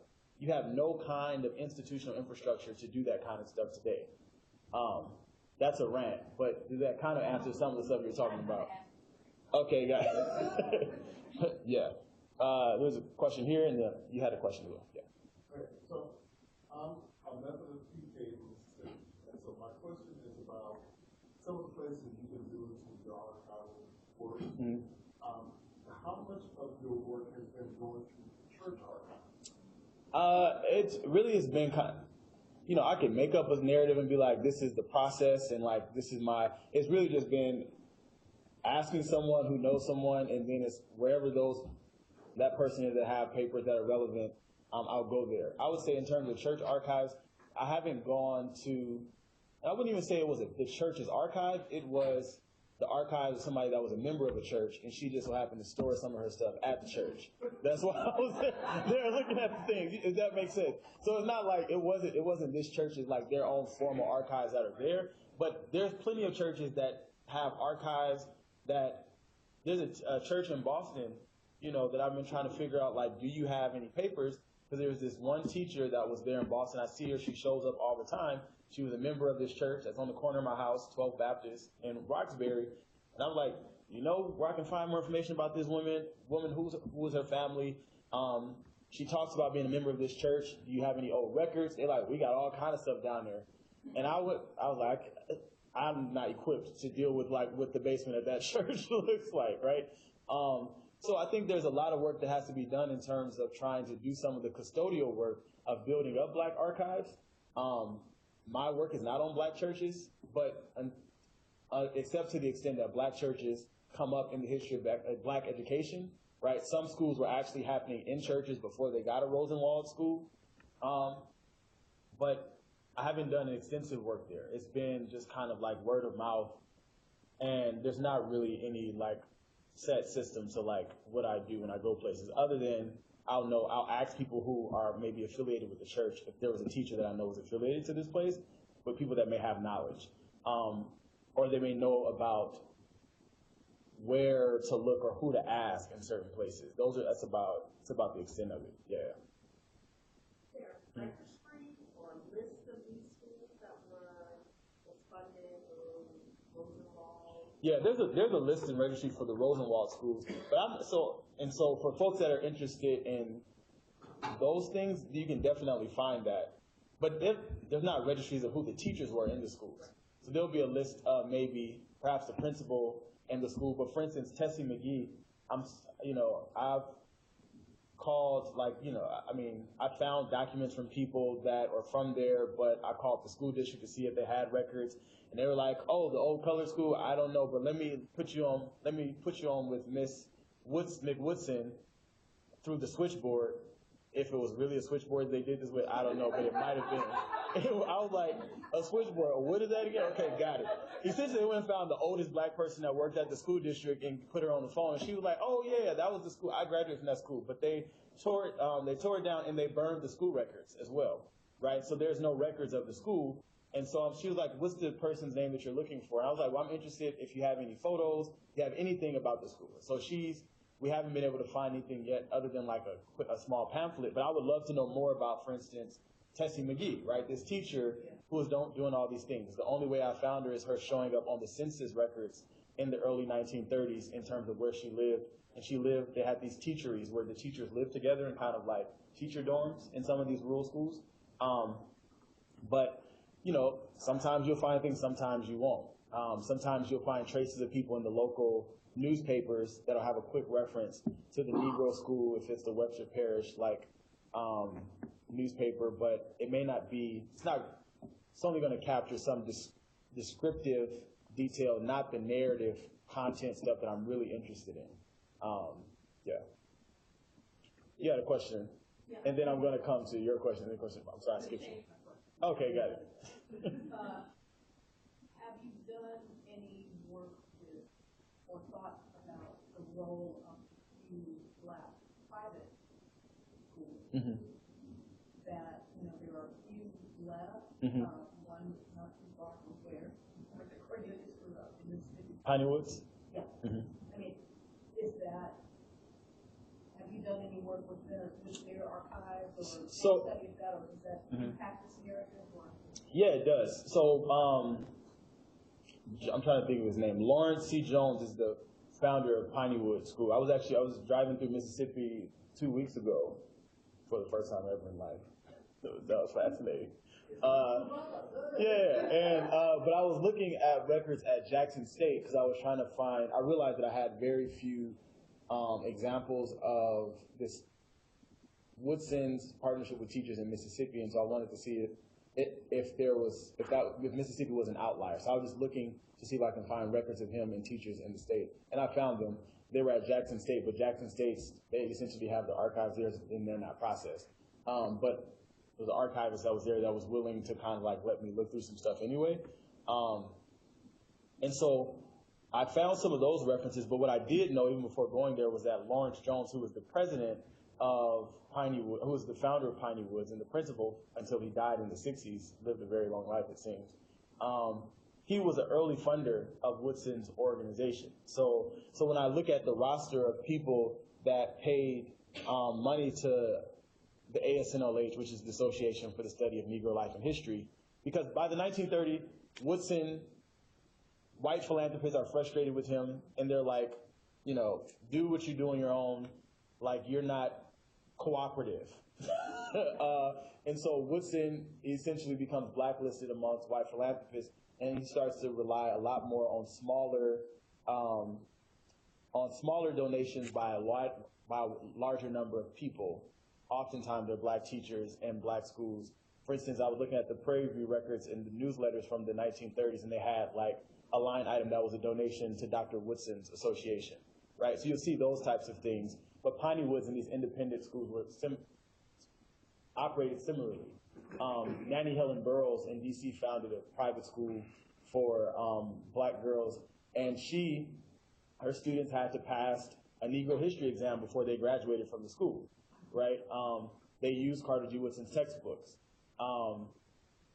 Piney Woods and the school in DC that I just referenced are the only two private schools that immediately come to mind, but I say all that to say yes, because a lot of times the private schools have more flexibility than teachers that were working in public schools. But I think the Piney Woods, that private school, is a very fascinating model, because even in the 1800s, you had black people that were founding private schools in places where the public schools only had white teachers. Even some of the southern states wouldn't, up until maybe 10 years after emancipation, wouldn't allow for black teachers to teach in the schools. They only allowed white teachers to teach the students. And some folks would opt to just start schools on their own and pay to sustain them, as opposed to using public funding. Even in the North, in the 1820s, you have black parents that boycott the African free school and send their students to a black private school, because the white teacher at the African free school, was very much so wedded, even in his white liberal kind of persona, still wedded to certain racist notions about and paternalistic ideas about what his role was to help these kind of backwards Negroes, right? And it was like an infraction. A student addressed a black man as Mr., and the white teacher, it's like, or as a gentleman. It's like, it's not a gentleman, this is a Negro.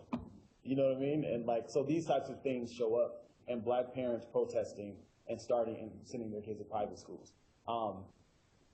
But I don't know very much that work that has been done on that.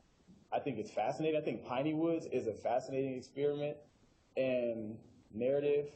I collect a lot of materials, and I'm like, it would be great to work on this, but I don't have time for it. Maybe somewhere down the line I'll do it.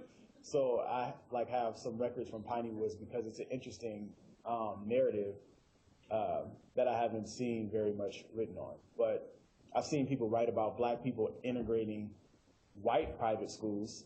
There's a book that just came out called Transforming the Elite. I'm like, it's interesting that we have that one before we have the one on black private schools. But yeah. There's a question. Yeah. More of a statement. So in Houston, they have a red book which listed all of the black-owned businesses, but also listed the black doctors and nurses and teachers. And it starts, I think, if I remember correctly, in the 1890s. And that might be a place where you can find the listing of teachers at the K-12 schools where there wouldn't be any other records. Yeah. So because the one for Houston actually covered Harris and Waller County, it covered the professors at Prairie View, but it also covered the teachers that worked here as well. Yeah. So that might be a thing to look for. One of the things that it covered that I find fascinating is it covered photographers, right? So you had to find out who was actually taking the pictures for people, for their weddings and their church events and stuff like that. Right. But that's also where I have a digital project that I did for years on Prairie View women. And that's where I was able to find the connection between the K-12 teachers and the women that taught at Prairie View. Because Prairie View always had a woman on faculty. Right. And so that might be a place where you can find, some places they will call the red book, some places they will call the green book, the blue book, or the orange book. But that might be something where you can find Ms. McGee and where she goes or comes from. Right. Yeah. That's very true. And I see the records when she shows up in in the state of Louisiana, but there's not a lot of detail. The name will show up, and maybe how much they're paid and what school they're at. But in terms of figuring out, because at least the one in Houston, the one in California did too. It had a biography about the person. oh, fascinating, So yeah. it tells you where this person lives, where do they go to church, Mhm. you know, all of this stuff. So the one here in Houston didn't tell you the salary that they paid, because I guess they felt like I was running a business. Yeah. But it did tell you if they were married, who their spouse was. It told you it actually gave you the address to their house. It told you if they owned the house, and then it told you something about their biography. So, like for the women teachers here at Purview, it told you where they went to school, what level of education they had, where they went to church, who their children were, what social organizations they were a part of. If they were a paying member of Woodson Association, it told you that. So there's it's a wealth of biographical information. You might not find it in Yeah. I would definitely be. I mean, those are the types of things that I definitely look for. I haven't seen one with Webster Parish, or at least I haven't heard about them, but something that I would ask for if there are any like local historical, repositories that they have, like kind of, some places will call it like the Negro Yearbook and stuff like that. Yeah, or Who's Who in Negro America and stuff. Or if it's in a local context, it might be. And I've seen some of those things, but yeah, Webster Parish it's not even close. It's not close to like New Orleans or anything like that. And so oftentimes you'll see a lot more of that stuff happening when it's, exactly. But still worth, looking. Maybe there's one like for the state or something like that, but I haven't seen it. And sometimes the teachers, their own publications will list some of those things. They'll highlight and they'll profile teachers in different places. But then it's one of those things like, how much time do you give to looking through all of those things, right? Just to find this one thing when you have all these other things to look for. But sometimes you have to do that just because there is like no organization to many of this stuff, and it's so disparate. But yeah, thank you for that. Other questions? Yeah. Oh, I'll take this here, and then I thought I saw a question in the back. So I don't remember if you mentioned this or not, but in the standard text, as you indicated, like the modern, modern life, or whatever it's called, there's obviously anti-black racism that's being propagated, right? Have you found any accounts of the teachers actually calling that out? So not simply providing Black history, if you will, but also calling out the anti-Black racism or addressing the anti-Black propaganda. Yeah, her reading this book is essentially doing that. But then also the student account also says he remembers one time her sitting the textbooks side by side and explaining like the difference, like the distinction between them. But you also have narratives of people, like I was in Louisiana recently looking at the papers of some of the teachers there, and there's a letter between a man named George Long, who was a high school principal of a middle school, who's writing to the superintendent asking them to remove a certain book from the libraries, and he had listings of references to the types of passages that he thought were not appropriate for colored children, let alone any children, to read, because essentially because it was a very racist narrative, referring to Black children as monkeys in a book that was there. But even in that's in New Orleans, but there are plenty of examples of that. And the teachers, they write about it in their journals and stuff like that as well. How frequently they engage students in explicit dialogue about that.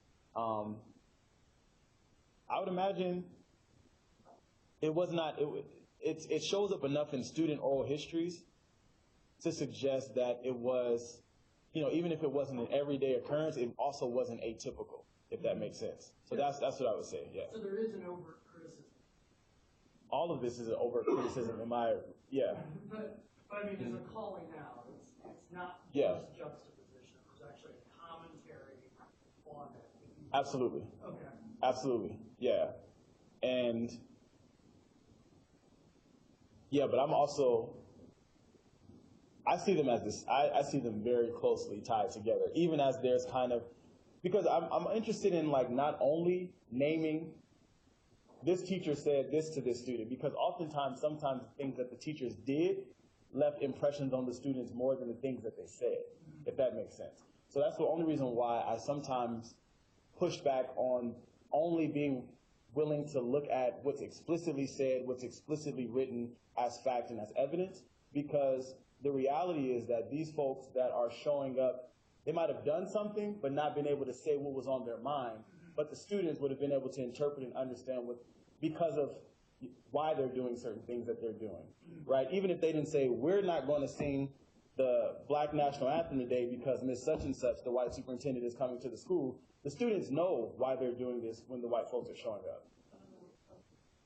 Yeah, that's one way of thinking of it, but it's not only just kind of code switching and talking a certain way in front of kind of white people. These are people that they're reading the world in a certain kind of way, that, at least the way that I see it. And they're reading the world in a certain way, and they're moving through the world. The way the world is structured means that they have to embody a particular kind of politics that I think comes out in moments in explicit language, but I think shows up through how they perform their politics in ways. And when I talk about building off performance studies to read these moments, is the reason why I don't try to give so much emphasis to just the written and the spoken word, because I think there's a performed word that's also happening in these schools as well, where learning is happening, and they're all interconnected. That's the only reason why I'm saying yes, but then I'm also saying these other things. Right. But there are examples of that, but there are also examples of all these other things that I find to be, when students talk about those accounts, not just the exact words that a teacher said, is something when they saw their teachers do something that they remember, and it leaves a mark on them in a certain kind of way. And I'm interested in those moments. Right. Yeah. What I was curious about is actually the narratives about propaganda due to the time period. So you mentioned Du Bois' Reconstruction. Get that chapter. The propaganda of history. Right, yeah. exactly. Teachers are talking about that well before Du Bois writes that. Yeah, right. absolutely. And that's what I was curious about, is that's the narrative I'm interested in about. So I would say all of the textbooks that are written by Black school teachers, they'll oftentimes write a foreword. And in those forewords, they'll talk about why this textbook is necessary because of the absence of certain things in the dominant textbooks, or the kind of poor representation of the Negro in the kind of textbooks that we're given to teach Black students from. But a lot of, there's an essay called,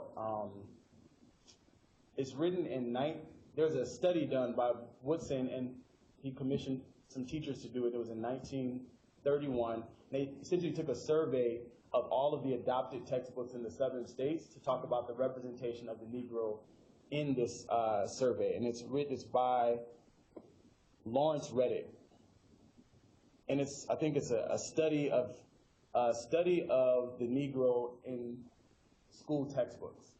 And it's published in the Journal of Negro History in 1934. But that would have a lot of references to this kind of study that they did of the textbooks in the South. But Lawrence Reddick is the person that would have written that wrote that essay. How do you spell it? I'm sorry. R-E-D-D-I-C. Okay. Okay, yeah. Question? I'm very fascinated by your work. I have a publication, a book chapter in an edited volume that I'm working on at the University of Louisiana Press. And essentially, the book is on Southern mothers and the Southern culture. And so my piece, which was accepted, is essentially on two women from the county that I'm from in Mississippi. One white, one black. So I parallel their lives in terms of both of them ended up becoming administrators in the Soto County school district there. For the area that I'm from, and what the white woman experience versus what the black woman experience is, it was night and day in terms of experience, but in her mind they had similar experience. So in whose mind? The white lady. Okay, I can understand. So that goes into literature with some of your colleagues at Harvard, Jason Soko, There Goes My Everything, and I'm not familiar what with what they talked about. Got So, it. but going back to the point of what you were saying in terms of the textbook and the example that you used from the parish where the lady was what she taught and what the district expectation was in terms of falling into the status quo, the racial status quo in the area. Those hidden transcripts in terms of what they actually did in practice versus what was expected of them in terms of protocol. I actually have some of the district's protocols that they actually gave them that she saved. that there were protocols that were given to the teachers in terms of what you're supposed to do. Right. And what time period is this? This is like early 50s going through the 60s. So as the civil rights movement is heating up, there are all types of mandates that are being handed to them about what they can talk about, what they can't talk about. That's fascinating, yeah. What they can do, what organizations they can join, what organizations they can't join. Yeah. And so you can see that tiered out. What state is this again? Mississippi. Oh, yeah. But this is northern Mississippi, and of course this is like 13 miles south of Memphis. So it's a totally different place in terms of probably some of the places you've experienced in southern Mississippi, Jackson, Pine Woods area, because the people in that area were a little more fluent because they had access to Memphis and work. In the place that you're talking about? Right. Okay, yeah. All right, so, but the lady, the Caucasian lady, which she was my teacher, and she was my principal too. She was under assistant principal to the African American lady. She became the first black principal in 1971 in the county. And so she was placed under her to work as an assistant principal. And so there is a weaving narrative. The white lady was placed under the black principal? So there's a weaving narrative that just goes back to, again, daily negotiations of going on to affect what you said. Yeah, and as you said, it's a book chapter you have? Yeah. I would love to see that, yeah. I'll also be interested in the seeing the protocols that you're talking about. Those things are, those those mandates and things are very fascinating, looking at how they change over time or what they're responding to in certain moments. Yeah. I shared it with you. Our county was like one of those forthright counties. I have a copy of the desegregation plan for my county. Like they had even how you address the media and the steps. It was given to the teachers and yeah, it was open. It's public record. So, yeah. I'm thinking, so there's a history. After all the black teacher associations were forced to merge with the white ones, one of the things they negotiated was that the National Education Association would pay for them to write the histories of their organizations, but there's only so much that's captured in there, but I would imagine some of the stuff might come up for the one written in Mississippi.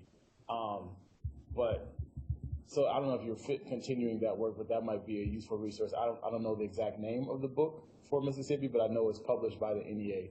That sounds fascinating. Yeah. And did you, how much detail in your book do you deal with, like, Reconstruction era?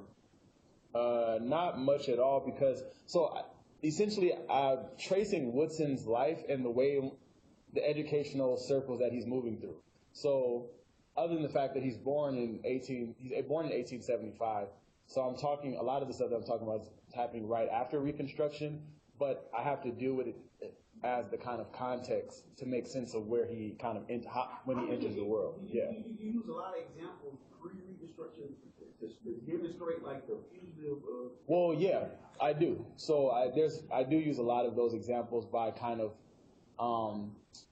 mining kind of like slave narratives, slave testimonies and stuff to kind of empirically substantiate that this notion of fugitive pedagogy is not just an elaborate metaphor, but it's actually something that's naming the kind of the political relationship between black social life and the schooling apparatus of the state, right? In order to understand black people's relationship to the American school, we have to understand that their relationship is initiated through anti-literacy laws, right? Anti-literacy laws are older, for black people, are older than the United States itself. The first one comes about in 1740 in response to the Stonewall Rebellion. This is well before, the American Revolution, right? And the Anti-Literacy Act in South Carolina is something that would then come to shape the other laws that would happen across the South. So black people's relationship to the schooling apparatus of the state has always been through this kind of narrative of anti-Black exclusion, even as they're giving access at particular kinds of moments through confined access, right? And it's important for me to, in making that claim about Black education in Woodson's time, the way that I get around the historians that are going to push back and say this is a heavy-handed reading, just stick to what your sources say, is I'm saying that there is a narrative that you can empirically substantiate about Black people having to engage in fugitive practices of learning that essentially becomes the political impetus for the educational project that happens immediately after emancipation happens, or while it's actually happening. Before they're actually free, they're already setting up schools and contraband camps, right? Why is it that Black people are performing their first acts of freedom through starting schools, right? Even when they have very little of anything, and it's because it's a holdover. Yeah. Talk about the contraband camps? Yeah, I'm saying the school, what area did you cover? Like the biggest ones, like in Tennessee, like. I don't go that far into it. I do some. Heather Williams, who you cited, that's her work, self-taught, African American education and slavery and freedom. Because she did that work, I don't have to do much of it. I can go cite Heather Williams' work, but she has plenty of examples of that, and she talks about it across the South. Yeah, so that's all I would say. Yeah. Yeah. I think if we're in this room, we agree that there's still an obvious need for critical pedagogy. It's not great. Sometimes we might agree on it, but you'd be surprised. Good. I hope so, though. Thank you. I'm wondering about the fugitive part of it. That's still relevant. Yeah. Or whether there's still need for much more in delivering. Yeah. I definitely think that there are, and so this is the part where, as someone who studies history, that I try not to read too much of this kind of stuff into the contemporary moment because things are so different. But I think there absolutely is a need, and there are teachers who do this type of stuff. And because I know teachers that are very aware of the kind of mandates and what they have to teach, but that intentionally do other things because they're invested in meeting the needs of their students. And when I write about a lot of this stuff, I often think about teachers that I had in the schools that I grew up in. I attended predominantly Black schools in Compton with majority Black teachers, all Black teachers and pretty much all Black students. And then the high school I went to was 75% Black and overwhelmingly all Black teachers and administrators. And many of the things that they did was not only trying to prepare us to kind of compete on what the standards and things were for the test, but there were all sorts of other things that they were talking to us about and that they were infusing in the curriculum that were trying to give us a language to help us to make sense of other things that were happening in the communities around us, things that were happening in the world, or even explicitly critiquing the textbook. I remember one of my high school teachers, she's a Black woman from New Jersey. She's actually, oddly enough, is now a doctoral student at Harvard who is taking my class in the fall. But she decided to go back and get her doctorate. But one of the things that I'll never forget that she did, our assignment for our U.S. history class in 11th grade was that as we were reading the textbook and going through the U.S. history survey, we had to develop our own textbook on the side. So essentially, she would supplement all sorts of things with the curriculum, and we would include these things in this textbook. We would have to write responses to things, interrogate whose narratives are here, whose narratives are not there, and these are all the things that were. So essentially, we produced a critique of the textbook we had to learn from as our culminating project throughout the semester. And these were the types of things that she found were useful as a way of her both trying to do her job, but also having some kind of integrity around the curriculum that she was offering to us as students, and the ways in which she helped us engage in a kind of collective critique of what was understood as stable official knowledge, so to speak, right? But sometimes I'm hesitant about whether or not I want to name that as fugitive pedagogy. It's absolutely reminiscent of it. But I would be lying to say that she's under the same kind of surveillance and the same kind of monitoring that these teachers were that I'm writing about. And so to the extent that I make that qualifier, I'm willing to say it, but I'm not, I don't want to glorify and say, oh, this is fugitive pedagogy and that's fugitive pedagogy in the moment, because what was at stake for these folks is vastly different than what's at stake for teachers in the current moment. Those teachers are still fired for doing things and penalized for things that are not in compliance, but that are probably in the best interest of students that they're working with. Yeah. I think the thing that's so interesting about this is that these teachers, by doing this school work, they were giving their students a safe skill, right? And that these students are always living their lives under, in this moment, under white. Anytime they were in a white space, they were going to be surveilled. And so what these teachers seem to be doing was to give them the ability to both understand that you don't have to always behave like you're being surveilled, but to also give them an alternative narrative of themselves, right? Just because the way that people see you, it is in fact a critical life skill, right? It is a critical thinking skill, all at the same time to be able to do both of those things. Right. But I'm thinking about this question that you have because as states become more intrusive, not just on the K-12 level, but also in higher ed, more intrusive about what people are teaching, more intrusive about what kinds of things need to be taught and what things don't need to be taught. It's not going to be this kind of high-stakes thing, but there are stakes. So, for instance, if you have the political science department here has to teach a class on Texas politics. The history department has to teach a class on Texas history. It is required by the state as a state-funded institution. And so there's a way in which even in those classes, I think there is an opportunity to engage in this kind of two-track, even if we don't call it fugitive, two-track kind of teaching for the students who are involved. I think that's why this thing resonates so much because of the way in which the state still intrudes on spaces like this. Absolutely. And the reason I pull up this picture is because it's very interesting with Harper, H.C. Trenholm, the narrative. So in the 60s, there was a number of kind of political activity happening on college campuses, black college campuses as well, but there was a number of student like sit-ins and protests in Montgomery. And because Alabama State was a publicly funded institution, you know, when the students that were the kind of like leaders of this and also the faculty, there was pressure on the president to fire the faculty members as well as the students who were seen as kind of the problems. And while Trenholm tried to resist and not do that, essentially his hands were tied because your funding is relying on the state of Alabama and the governor is telling you, you need to expel these students. And so he ended up having to expel the students and fire some of the faculty. And he was remembered as people remembered him and said, he was, he's an Uncle Tom. He sold out, and how dare he not, protect these students and these other folks, right?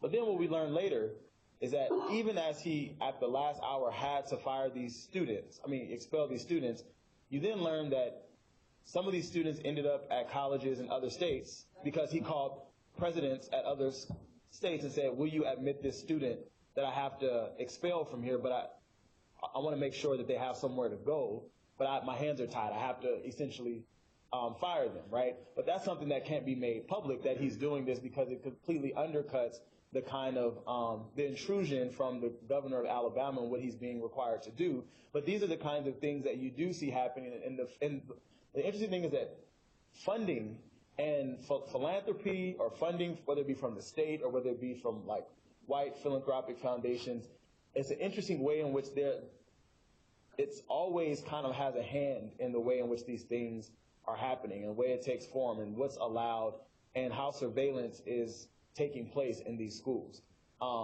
at the higher education level, but even in kind of K through 12 in certain ways as well in this context. And I think some of that definitely carries over today as well when we think about the kind of policies that are developed and set for schools and also the kind of complicated ways in which, when people, and you see HBCU presidents show up with Trump and all these sorts of things, it's like, all this stuff is very complicated, right? And there's a very long history of it being very complicated in these ways. Yeah. There's an interesting story told about the way in which all of those activists are essentially shuffled from black college to black college across that period. Yeah. There were some who were at Southern who came to Texas. Interesting. Who eventually, so one of my Started out at Texas Southern. I started out at Southern in Louisiana, and this woman who ended up being both of our mentors, we worked that long. Got him into Texas Southern, right? And I see. Eventually comes to work. Why did he have to come? Oh, because he kicked out of Southern for it. I see. That's. I don't know that I've ever seen anybody write about that. I think that's fascinating. I never Yeah. thought about it as a story until you said that. Yeah. But I know somebody who, for whom that happened, right? You leave one place and then people make arrangements for you to go to another state school. It's just in another state, Right. which changes the state of it. Absolutely. I'm going to take a break because you've been. Yeah. I appreciate that. I will say that, so we'll take like an hour really, so we'll start again at 1:20. But I will say too that one of the things I'm going to ask you, you don't have to answer it now, obviously, is the question, what does a Black college, Black studies program look like? Think about it. Okay. Okay. Yeah. All right, let's take a break. Y'all welcome some more pizza, more salad. I know how much people love the greens. Have those. That'll be our snack for the day, and whatever's left, y'all can take home. I was going to say I have the letter that I was referring to from New Orleans. I can send you that. That'd be great. So just to give you a background in terms of questions, so I'm writing this book on social media. So I did that like classification. And I've gone back to the history of propaganda. And what's really interesting is propaganda goes from the term during World War I to this rejection of it. And this is really neglected now, but in the 1920s, it was reported in 1919 that basically Alice British propaganda as giving the United States involved in the war, cut off all German communications. But what's also interesting is that quite obviously during that period of national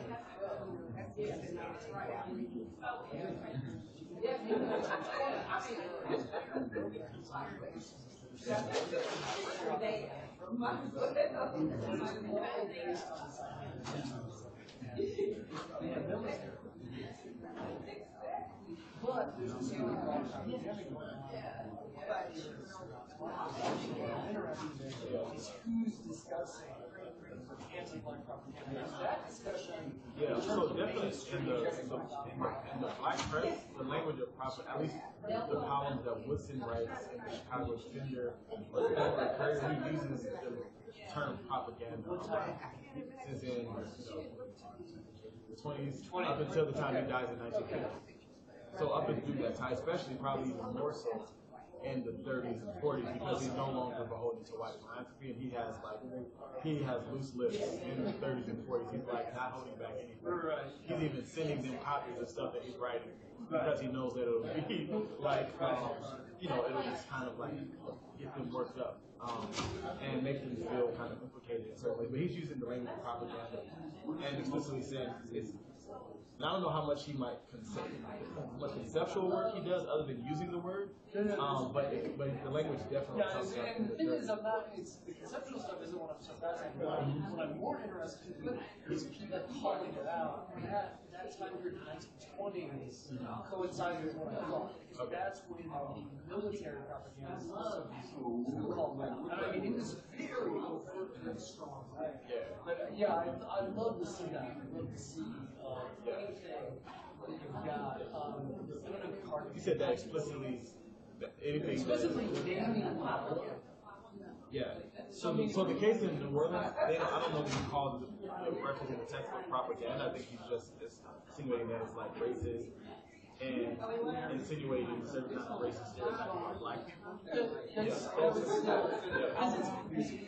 Go back to education. For instance, in the kindergarten, you have doing this and utilizing propaganda as a positive thing in terms of various education. But by the 1920s, propaganda is Yeah, I would think some of the references, absolutely. But the case with the exact citation, citing a excerpt from the book, and teaching scientists intended, suggesting that it's propaganda, like racist propaganda, I think that's one thing I know that I have on campus. Yeah, that would be, yeah, I'd love to see that. Yeah. Are you gonna be around for a while? I'm gonna do a workshop. We have a workshop in the afternoon, so yeah. Yes, I'll be here. But after today, I'm flying out tonight. No, I meant That's the rest of the week. Yeah, I'll be here. That's good.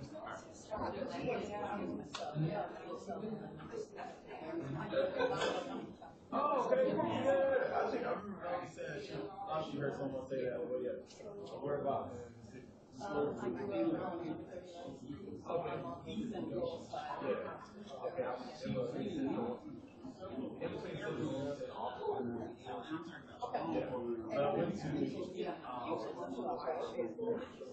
Yeah, so typically the small school that was right behind Compton High School. And it used to be all, yeah, so it's all white school.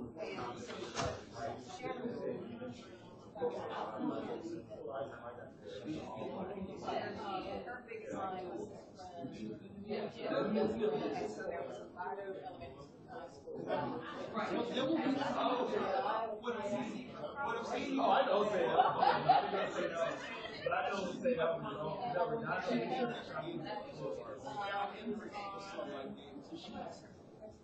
yeah, it's over. It's over. I know these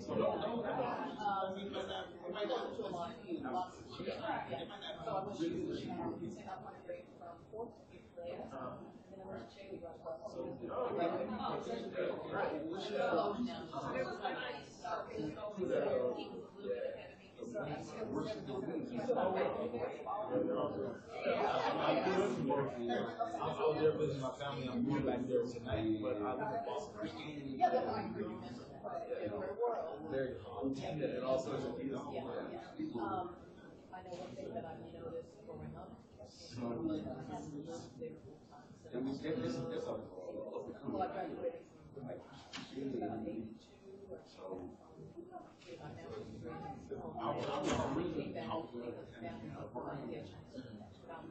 And have been gone ever since. But coming back periodically to the demographic shift in black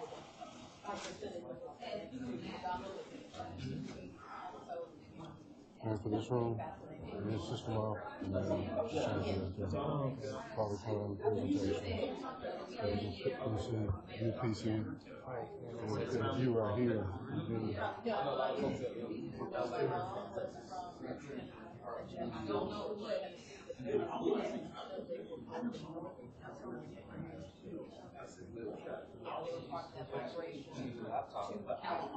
Just laptop, view, or an Intel laptop.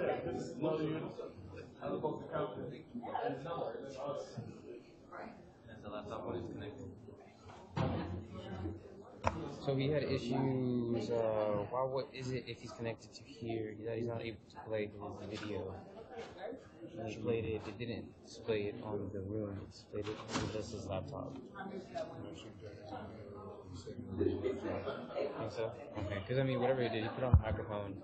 Didn't, mic pick it up loud enough to display. Okay. It shows. Okay. Okay. I wanted to know in case, Jersey, since we have so much hectic, I at least want to know what's going on.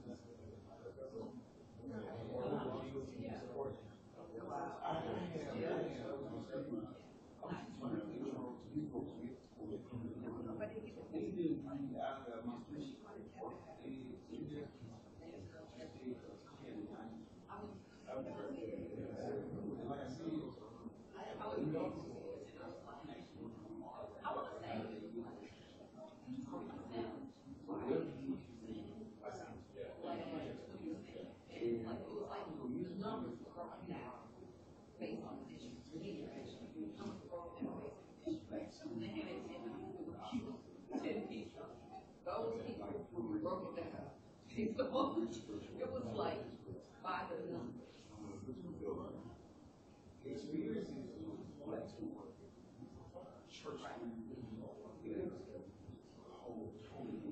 You know, I came here. And in most cases, education is kind of working. Like, now, somebody said, really they didn't see what was coming. They were like, they were like, you don't have to do it. Still some law. So by virtue of that, it's kind of more passionate, as opposed to just like a more Try.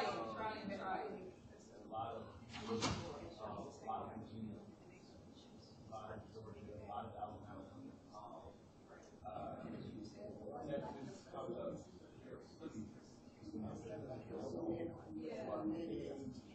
Oh, yeah. Is that where you did that?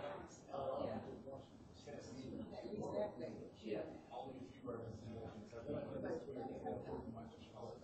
Oh, yeah. At least, honestly, all across the school, I wear them. New York. But I know that the president. Wow.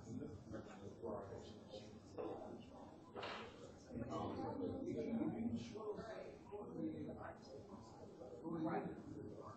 Yeah. Oh, I'm sure. So this project, I'm probably. I got you. For the next, thing, the Black Teacher Association, I would be more.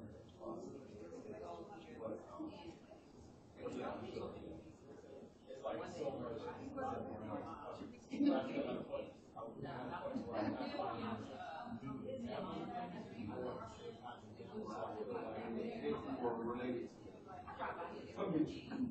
Later, yeah, so this is really see what you need to know. Or the No, that turns out that's science for me. And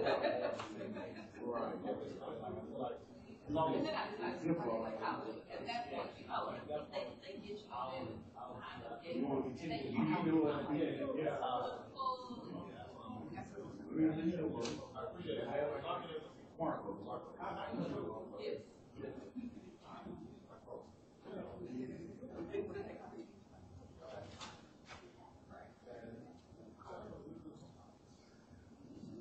Well, that's not true. I moved home in February for the first time.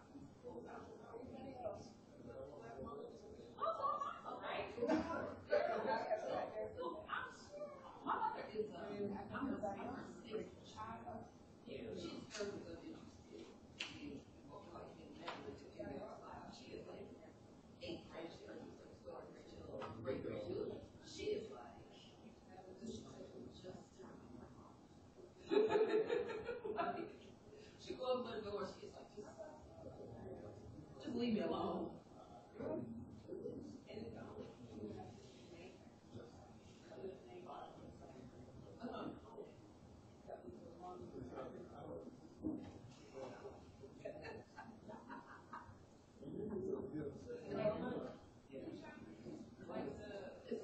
Some days you call her, right? Hey, what you doing? She goes, I